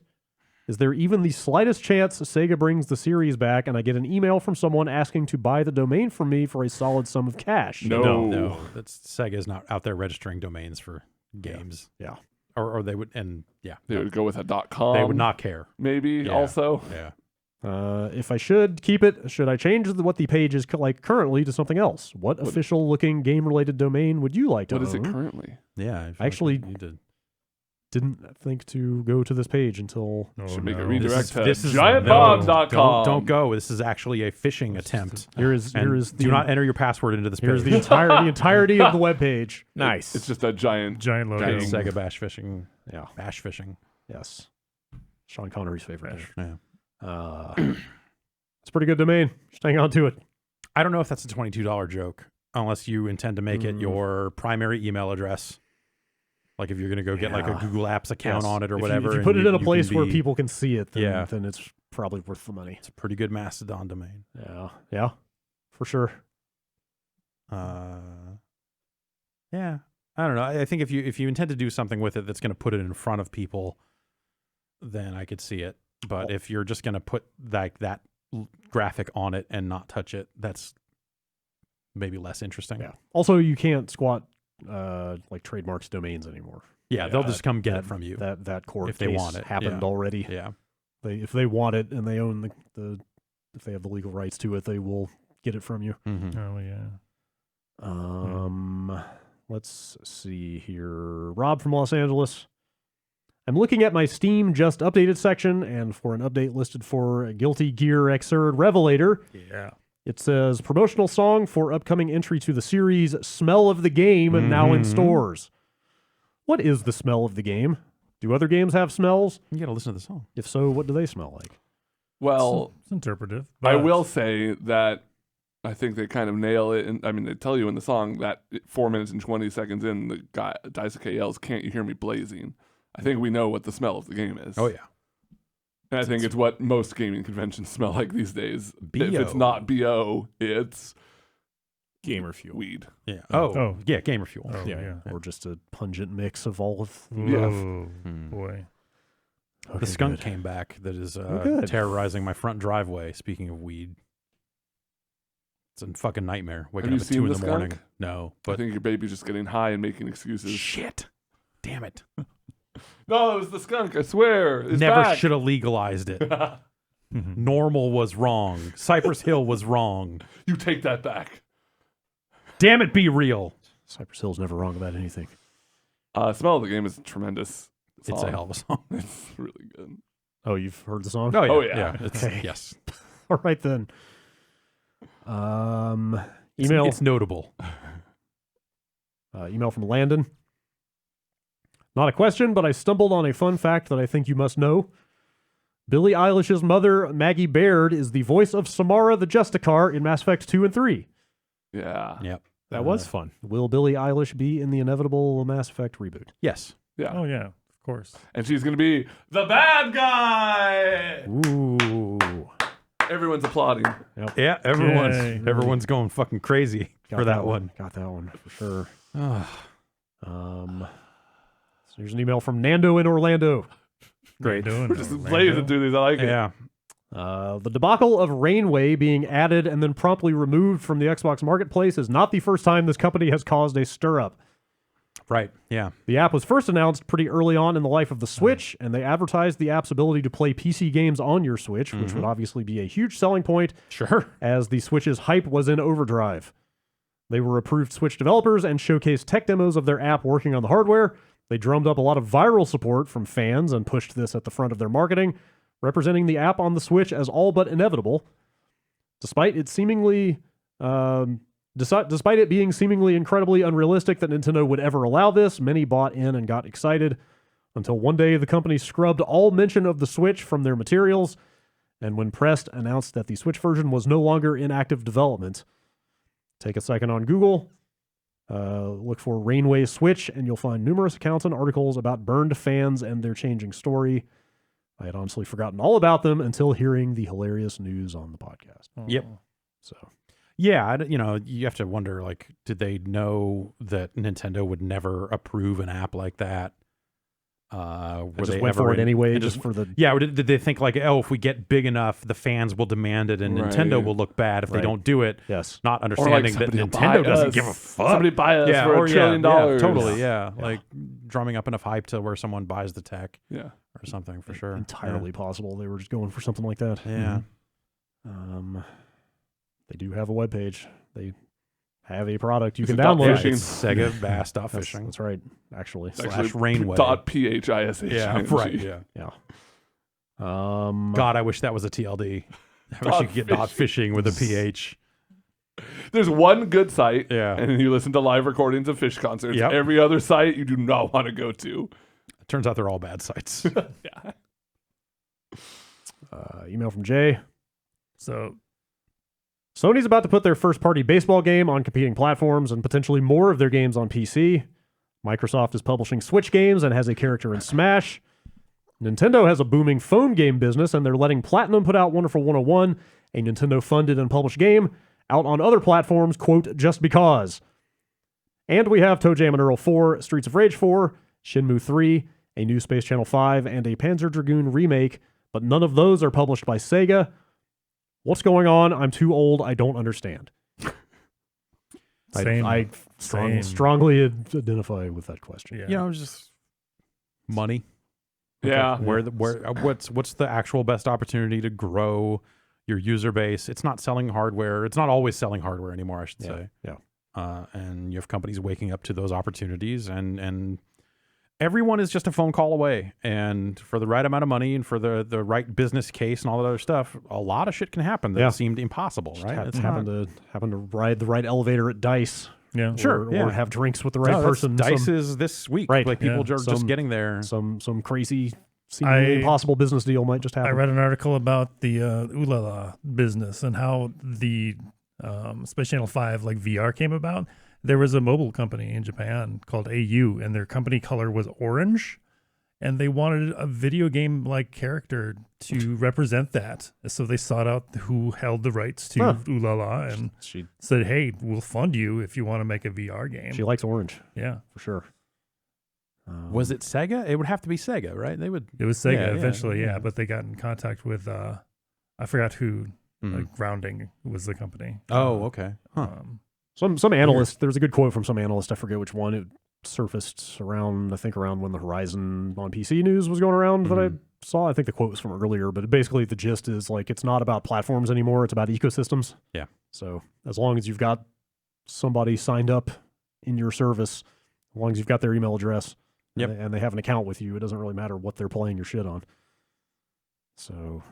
Yeah, totally. It's the console business became a little bit different over the last couple of generations, where everyone stopped selling their consoles at a big loss, and started trying to like turn a profit from day one, and so consoles just became a little more expensive, I guess. But the install base was just a factor of how many games can we sell, and third parties came to the platforms based on the likelihood of an install base. So it's kind of always been about that number. It's just that number's been only able to manifest through people buying a console, and the internet has changed that. Yeah. So what if you just combined everybody's install base together? Well, then who gets paid? Sold your games to all of them. Yeah. Everybody gets their cut, right? Yeah. On different platforms. Sure.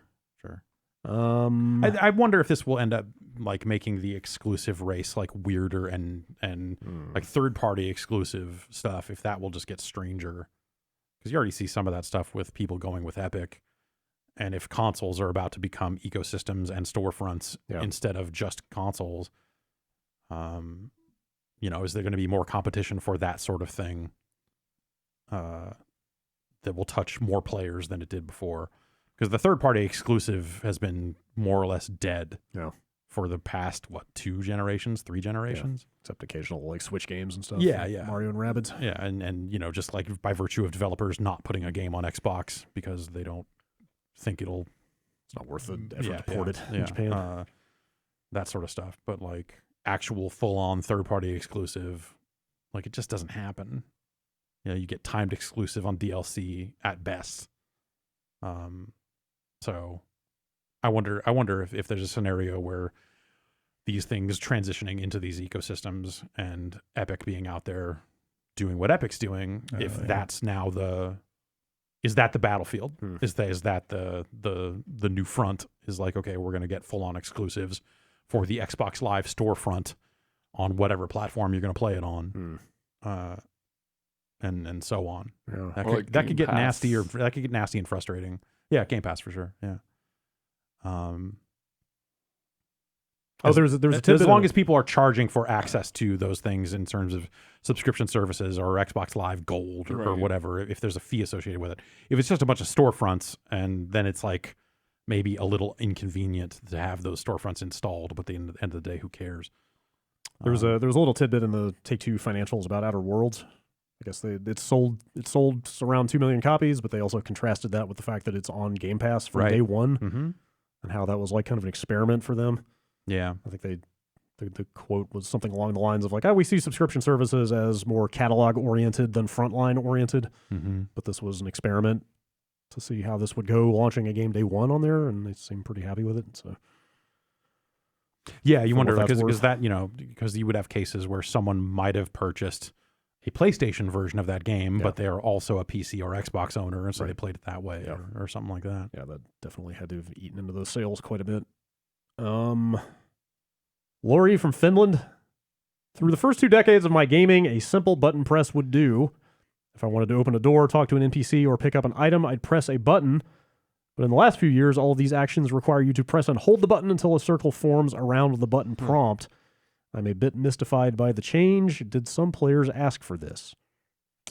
This came up yesterday a little bit during our Zombie Army quick look, where I was getting mad that that game had both tap and hold actions. So the reason it has hold actions is because it's tap to pick up a thing, it's hold to swap a thing for another thing. Oh, I get it. Yeah. I just think it's bad, and there should be a better solution. Because you not knowing that initially just provides some unnecessary barriers. And like in the middle of frantic action, you're like, oh, which one's which? Tap, hold, and you can just get messed up. I wouldn't say that, though. I've noticed that it has shifted from tap to hold. I feel like it's always been one or the other, and it's kind of still both. I think it depends on the game and the style of action. It's as games get more complicated, you're mapping multiple functions onto buttons, and so you've got cases where it's like, this is the button to reload your gun, but if you're in front of a door and you hold it down and you hit that button, it will open the door. But what if you just want to reload your gun and not open the door? Yeah. So you need a tap and you need a hold. Right. I think that stuff's become somewhat intuitive. Like Zombie Army use of it is a little non-standard and weird to the point where when you walk up to a thing, it actually has to tell you if it's a tap or a hold, which is like, seems like a very fucking weird solution to an issue. But also I think Zombie Army has a lot of problems. So I don't know. I don't think it's that big of a deal personally. I got a number of defenses of Pizza. Thank God. From the other side of the Brett coin, the Hitman Hart in Canada. Deirdre from and this Toronto. is not pizza. We established that Pizza is not Little Caesars. Oh no, totally separate. Right. It's just a similar concept of shitty food. Yes. Do they have an equivalent of like a hot and ready? Well, it's okay. So several people wrote in. Deirdre from Toronto has an email here. Here's the truth about Pizza, at least in Toronto. That's where Drake is from. Oh. 6. They're everywhere. There's one 4 blocks from my place and another one 4 blocks from my place in another direction. They're fine, not great, not even good, but fine. And you can get a whole pizza, but also they sell pizza by the slice, ready to go. So you just walk in and get a slice or two of whatever. This really is a Little Caesars deal. Most They don't do importantly, slices of Little Caesars. Yeah. I've been to Oh, really? The one near me. I've never the seen one that. in Fruitvale did maybe, but they also had a Papa John's that did pizza by the slice, which I had never seen. That's weird. Yeah. I mean, a pizza at Little Caesars is $5 fucking. Right. So I can't imagine a slice works out in your favor monetarily. most importantly, they are open until 3 a.m. Love it. Yeah. Drunk, stoned, depressed. Pizza's got you covered. All of the above. All like a- 3. A warm blanket. Gross. Yeah. I still can't get my head around the idea of round pizza at Little Caesars. Yeah. Which just tells you how long it's been since I went to a Little Caesars. Yeah, I guess so. It's nothing that was like our go-to when I was a kid. The It Little was all Caesars square pizza. near me now has like, so I guess you can order online or through an app or something, and then they have like a little box that they'll put it into, and it has a punch keypad on the front of it. So you just walk up, punch in your code that they give you on the app, and the thing opens and you pull your pizza out and don't have to interact with the people. It's great. It sounds great. Yeah, It's like an Amazon fantastic. locker, but for pizza. Yes, an Amazon locker for pizza. Huh. Take Yeah, that, we- Whole Foods. We Okay. use that a lot. guess so. I really like the stuffed crust pizza. though. Yeah. That's pretty good. Well, I don't know. I've had the deep dish. I like some Italian cheese bread. Sure. Oh, yeah. And whenever I order murder one it, of the those. person there always yells ICB, and I think about the insane clown Bossy. Bossy. So Okay. that's a key part of the experience. You would lose that if. Exactly. If I didn't have to talk to people. Jordan from Seattle. We're talking about food. What foods did you love? I'm sorry. What foods do you love that you discovered embarrassingly late in life? I didn't have a bagel with cream cheese until I was 18, and I didn't know about my love for scallops until I was in my 30s. Ooh. Yeah, I like a scallop. Yeah, scallops. And that's relatively recent in my life. It's honestly most foods for me. I mean, Broccoli, it wasn't until, broccoli was like last year. It wasn't until Do you love broccoli? Or do you I- just tolerate broccoli? I like I love it. I've only had it like twice now for real. Wow. Because Shit. I mean, I thought I hated it up Huh. until last year. And it is February, so that's Yeah. really Yeah. not that long ago. What else? I think quinoa with like fake chicken on it or stuff like that. Okay. Like Yeah. I always kind of liked tofu when it was embedded in like a hot and sour soup or something like that, but Yeah. never really Yeah. had it in any other form than that. So I've had that in a few more forms since then, I guess. Tofu's pretty good. Crab. Right.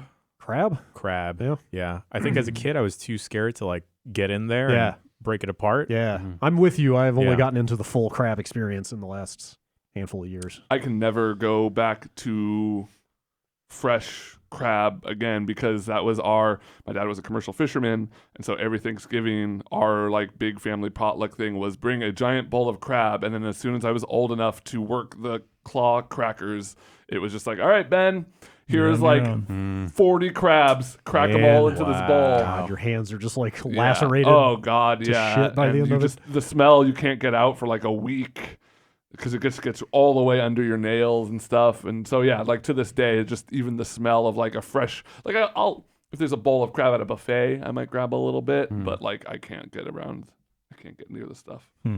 Ugh. Ah! I can't think of any. I'm sorry. Ranch. It's all right. We'll, Yeah, just ranch We'll in give you a general. pass. Okay, Ranch. thanks. You like a, I still don't like ranch. Yeah. you like I a spicy found out that ranch? Yeah, I never will. I found out that I love ranch. Do you like a spicy ranch? Yeah, sure. Yeah. Yeah, The totally. place near me does like they give you cups of jalapeno ranch with your pizza. Okay. Wow. That sounds great. It's pretty good. Huh. Yeah. Let's see. Terrell from Pennsylvania. With, quote, the next generation of gaming less than a year away, a couple of friends and I made some predictions about the gaming industry within the next 5 years.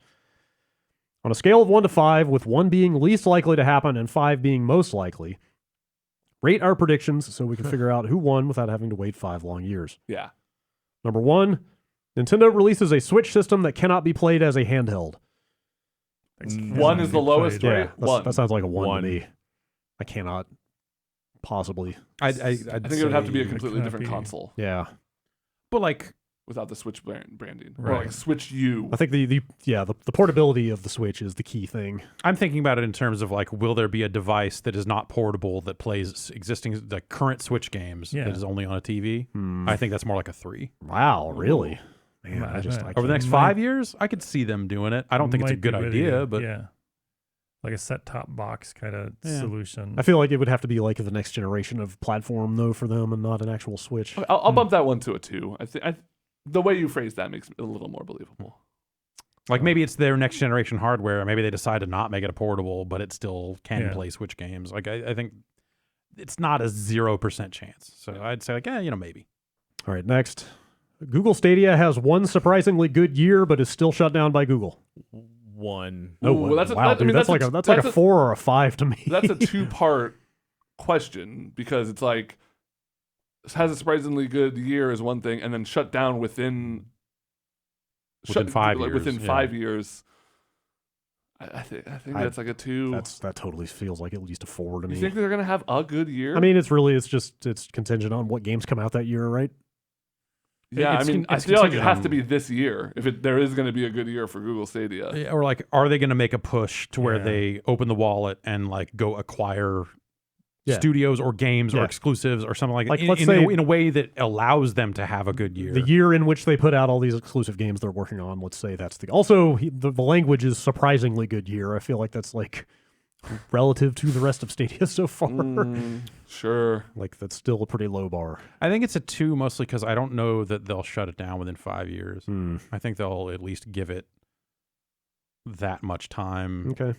Like even if it stays not too far off from where it is now, I could see them staying in it for that chunk of time and just trying to figure it out. I see that service evolving into something else, like it not necessarily gets acquired by, but Sure, right. yeah, it becomes the backbone for some other Yeah. like paid service or something like that. To me, it's So, way more believable that they get shut down within 5 years and they have a good year. Give me 3. All right. Next, Phil Spencer leaves Xbox to become the head of the ESA. What the fuck? Straight one. Yeah. No chance. If he were to leave Xbox, it would be probably to do something like Reggie did. He'd move up. Yeah, Not- totally. Yeah. Like he would become the CEO of a major company. Like that's Yeah. he's already only one step down Right. from that. Or now. go like chill and do VC stuff. Well, and, that like, yeah, you that's know, assuming if he's ready to retire. Yeah, but he doesn't. He still seems pretty motivated and ambitious to do stuff. No, and also that seems like a move you make at the end of a generation. Yeah. And so either that's happening right now, Yeah. or Yeah, wait, what do they know? oh, wait a minute, or in 7 years or something whenever this generation's done. So I don't think that happens in 5 years. I don't think he leaves Xbox in 5 years. But PlayStation tries to make a handheld competitor to the Switch that fails miserably. one. Well, Yeah, it seems like they've learned their lesson. I don't think they. yeah, I don't see it. Doesn't it seems like they know better at this point. Xbox buys either Bethesda or BioWare or both. Ugh, one. Like BioWare, no, because that's owned by EA already. Right. Like, Yeah. EA is not just gonna. Bethesda. There's no There's no value to EA in selling BioWare, and there's no value to anybody else in buying it right now. One, damn it. Yeah, that's a one. Those, everyone is always up for acquisition if the Yeah. price is right, but that's not. Bethesda is not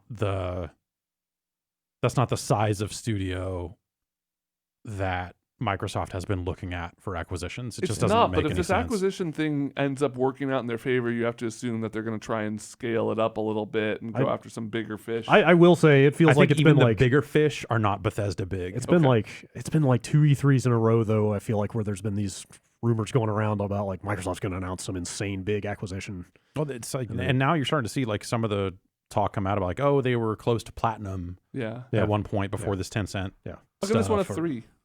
It's my dark horse pick. I don't think EA spins out a BioWare because I definitely think I think by the time I think they it would would have to be by the time they would be considering, hey, what if we sold BioWare? There will have been so much damage done to BioWare that you wouldn't buy it. Yeah. Yes. So I that doesn't seem like it would happen. And I just don't. Bethesda's a very big company. Yeah. Like they've like kind of quietly, maybe not quietly, but like they've become a very large Yeah. publisher. Yeah, Like they don't. those BGS games are enormously They huge. don't fucking need it. Yeah.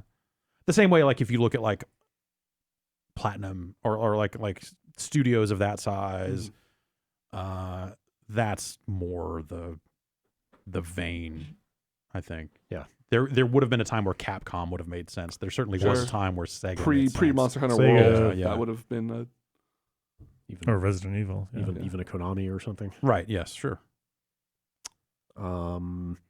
Epic releases a Fortnite movie. Fortnite loses popularity shortly after. It's already losing popularity. Yeah. Is it? Like, is that the narrative now? Like, Is yeah, it? you see a lot of articles that talk. Well, like if you compare last holiday to the previous holiday, year after year, there was a definite dip. Yeah.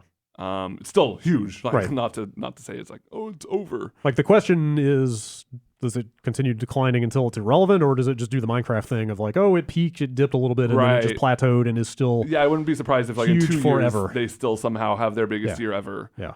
Like they have a lot of yeah. runway. They have a lot of money. They have a lot of resources. A lot of people working on it. Like That's- it's possible for it to lose some of its peak, and then Yeah. still, I wonder how much still longer, maintain like for a long time. how much longer do you think it's like a mainstream enough phenomenon to where like you see the weird integrations of like Star Wars stuff? Well, or, that's like, the weird thing that is sort like you could ask the same question for Minecraft. And Minecraft definitely went off the map, and now it's like back in a major way. of- yeah.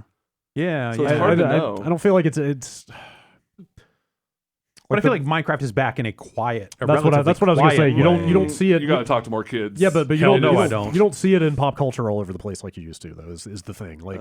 Department stores, though. Yeah, Yeah. There's definitely like a There's still merch, merchandise, of but course. like also like, but Fortnite also I imagine cut into Oh, yeah. some amount Right. of that. Totally. Like the telltale signs to me are there strategy guides at the Walgreens next to the cash register, like not so much for Minecraft anymore. You know what I mean?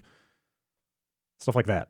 But we're talking about a movie, and video game movie scripts rot in hell for Yeah. more than 5 years. Yeah, I so don't I'm know going to give about this a 1. Yeah, They made an Angry Birds movie. though. true. They made 2 of them. They did.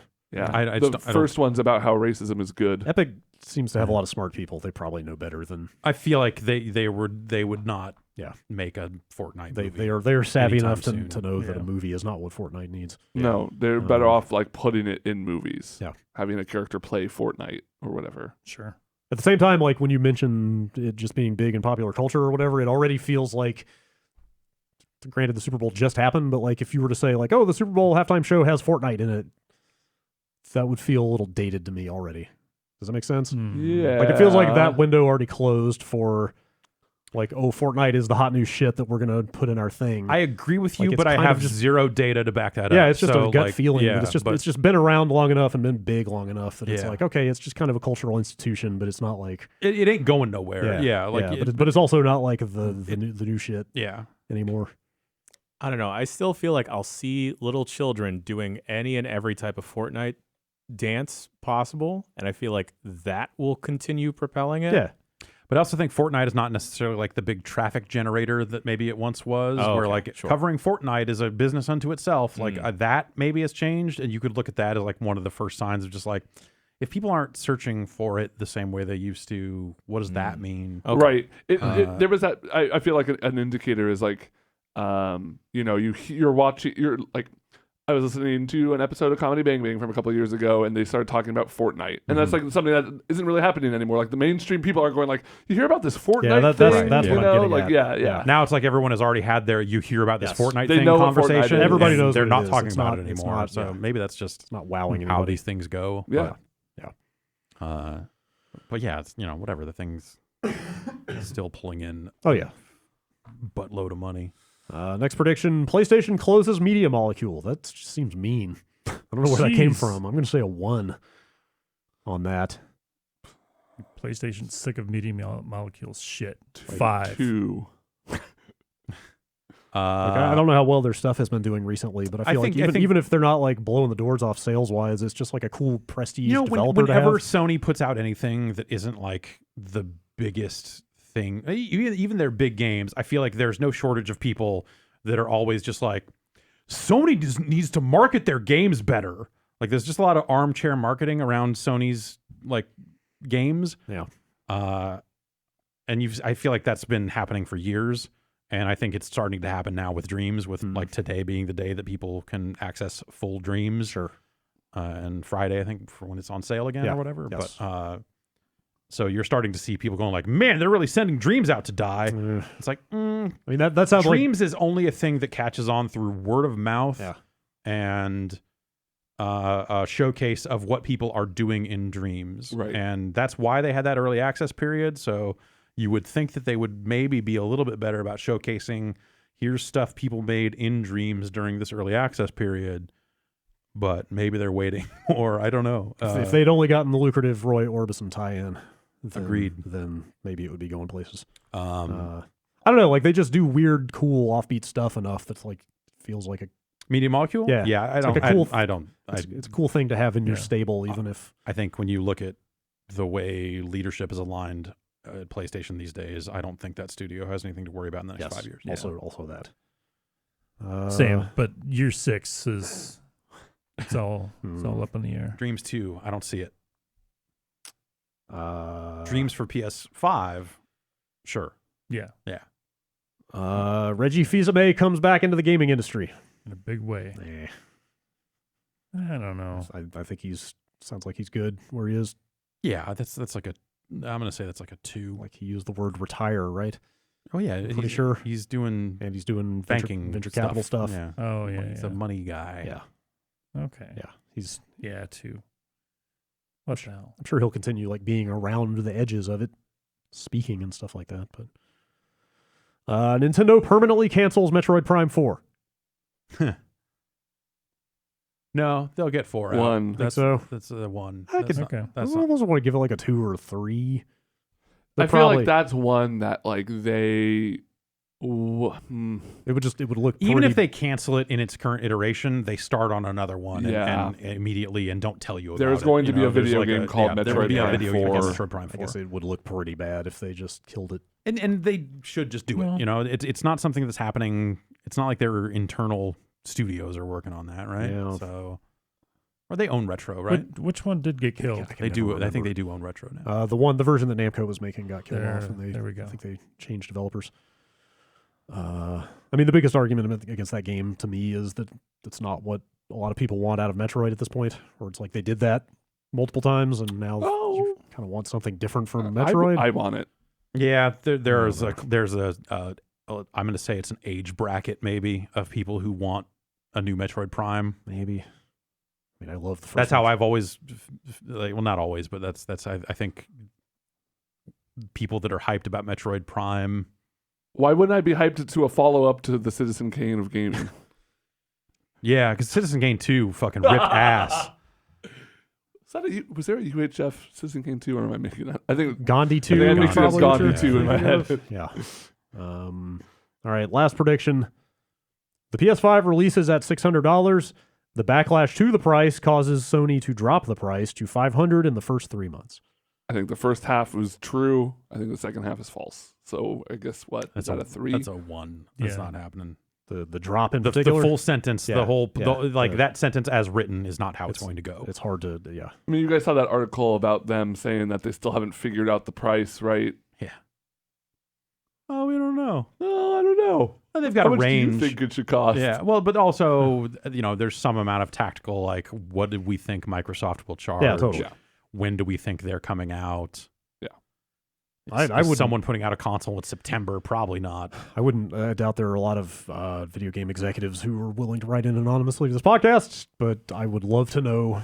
I wouldn't be surprised if the price of a console is like one of the very last decisions that gets set in stone. Even outside of video games, if you work on a product and have insight to this.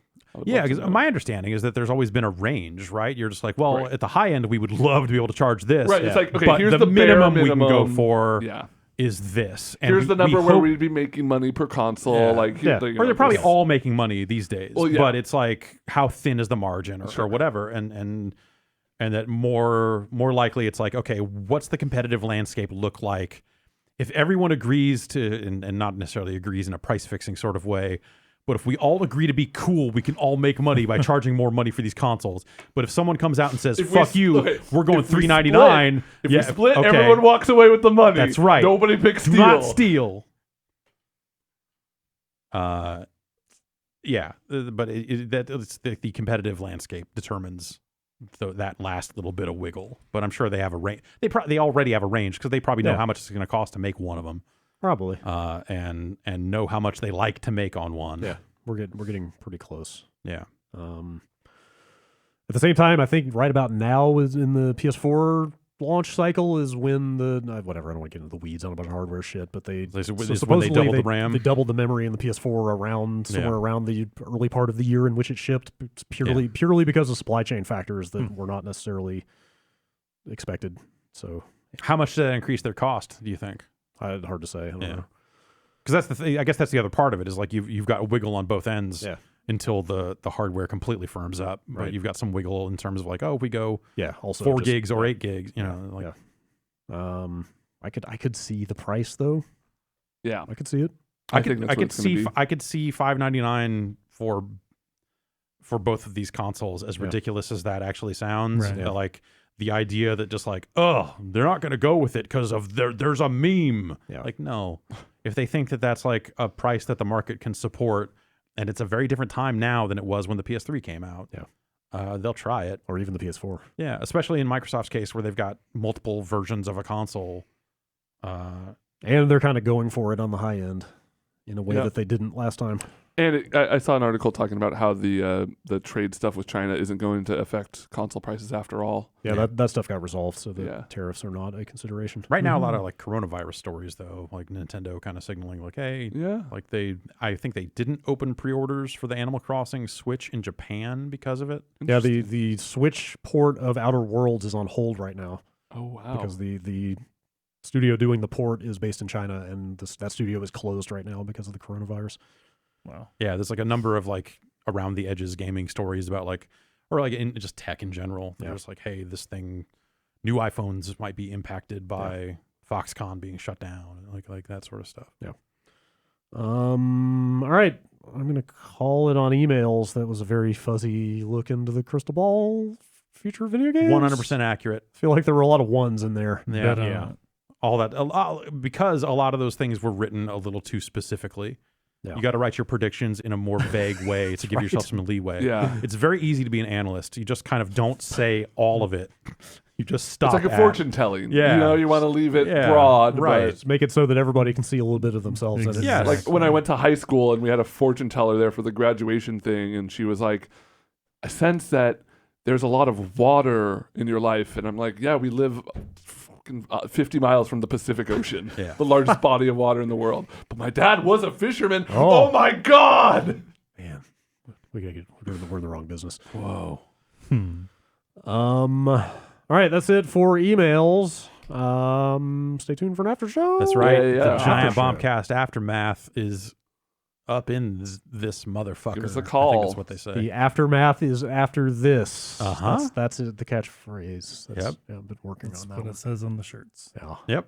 Um, We should do shirts. yeah. But we should make a better shirt than that. All right. I guess. I heard Wow. recently somebody describe podcast shirts in that the best you can shoot for with the shirt of a podcast is you mistake it for a band you've never heard of. Yep. Yeah. Okay. Yeah. And I feel like we just need to capture that. It's essence. a realistic Uh-huh. bar. Yeah. Sure. Yeah. I think there's an opportunity here to make some money. Yeah. Oh yeah. And that's what I love. Stealing. So yeah. Stay tuned for the after show if you're live. If you're not live, look it up on the internet. That's right. It's also still there. The internet? The internet. That's how stuff gets archived up there. Archive.org Yes, slash the Giant Bombcast Aftermath. Giant Bomb. Yes, the aftermath will be on archive.org shortly after this. Right next to One Up Yours and Yes. other dead podcasts. Yeah. That was a good show. That was a good show. I guess we'll put up like social media posts and stuff, but we're doing a Steam request show on Thursday. Yeah. Yes, sir. So we'll give you some avenues to write requests for weird shit on Mhm. Steam that we haven't played that Maybe you want I'll us to play. request some stuff. Okay. Yeah. I'm taking a baby to get an ultrasound of her hip to make sure the hip is okay. They were like, his legs seem like a little. It's like 3 weeks ago, I had them look at her legs, and they were like, it's a little off. You should probably go get looked at. And then like the next day, they were fine. And everyone else is like, oh, they lined up. Okay, maybe we were wrong, but actually, you should still go get checked out because it's surgery if we're wrong. I'm like, okay, all right, let's go get it looked at. We had a similar thing with our dog had a hip thing, and then just a heads up, they're gonna have to shave the leg. Oh shit. Okay. Yeah, it might look a little Alright. weird for a while, but it'll grow back. Well, we need to put some tattoos on anyway, so that's Oh, yeah. It's a good opportunity. yeah. So anyway, we'll solicit your Steam requests here in the next little bit. And on that note, anybody got any other outstanding business? Jan, you pulled the microphone in front of your face. I don't know. I'll probably do Pokemon. Fight me. Oh, Yeah. Fight Jan. Yes. Damn. Yes. All right. Monday's not a day for me. It's a state of mind. That's right.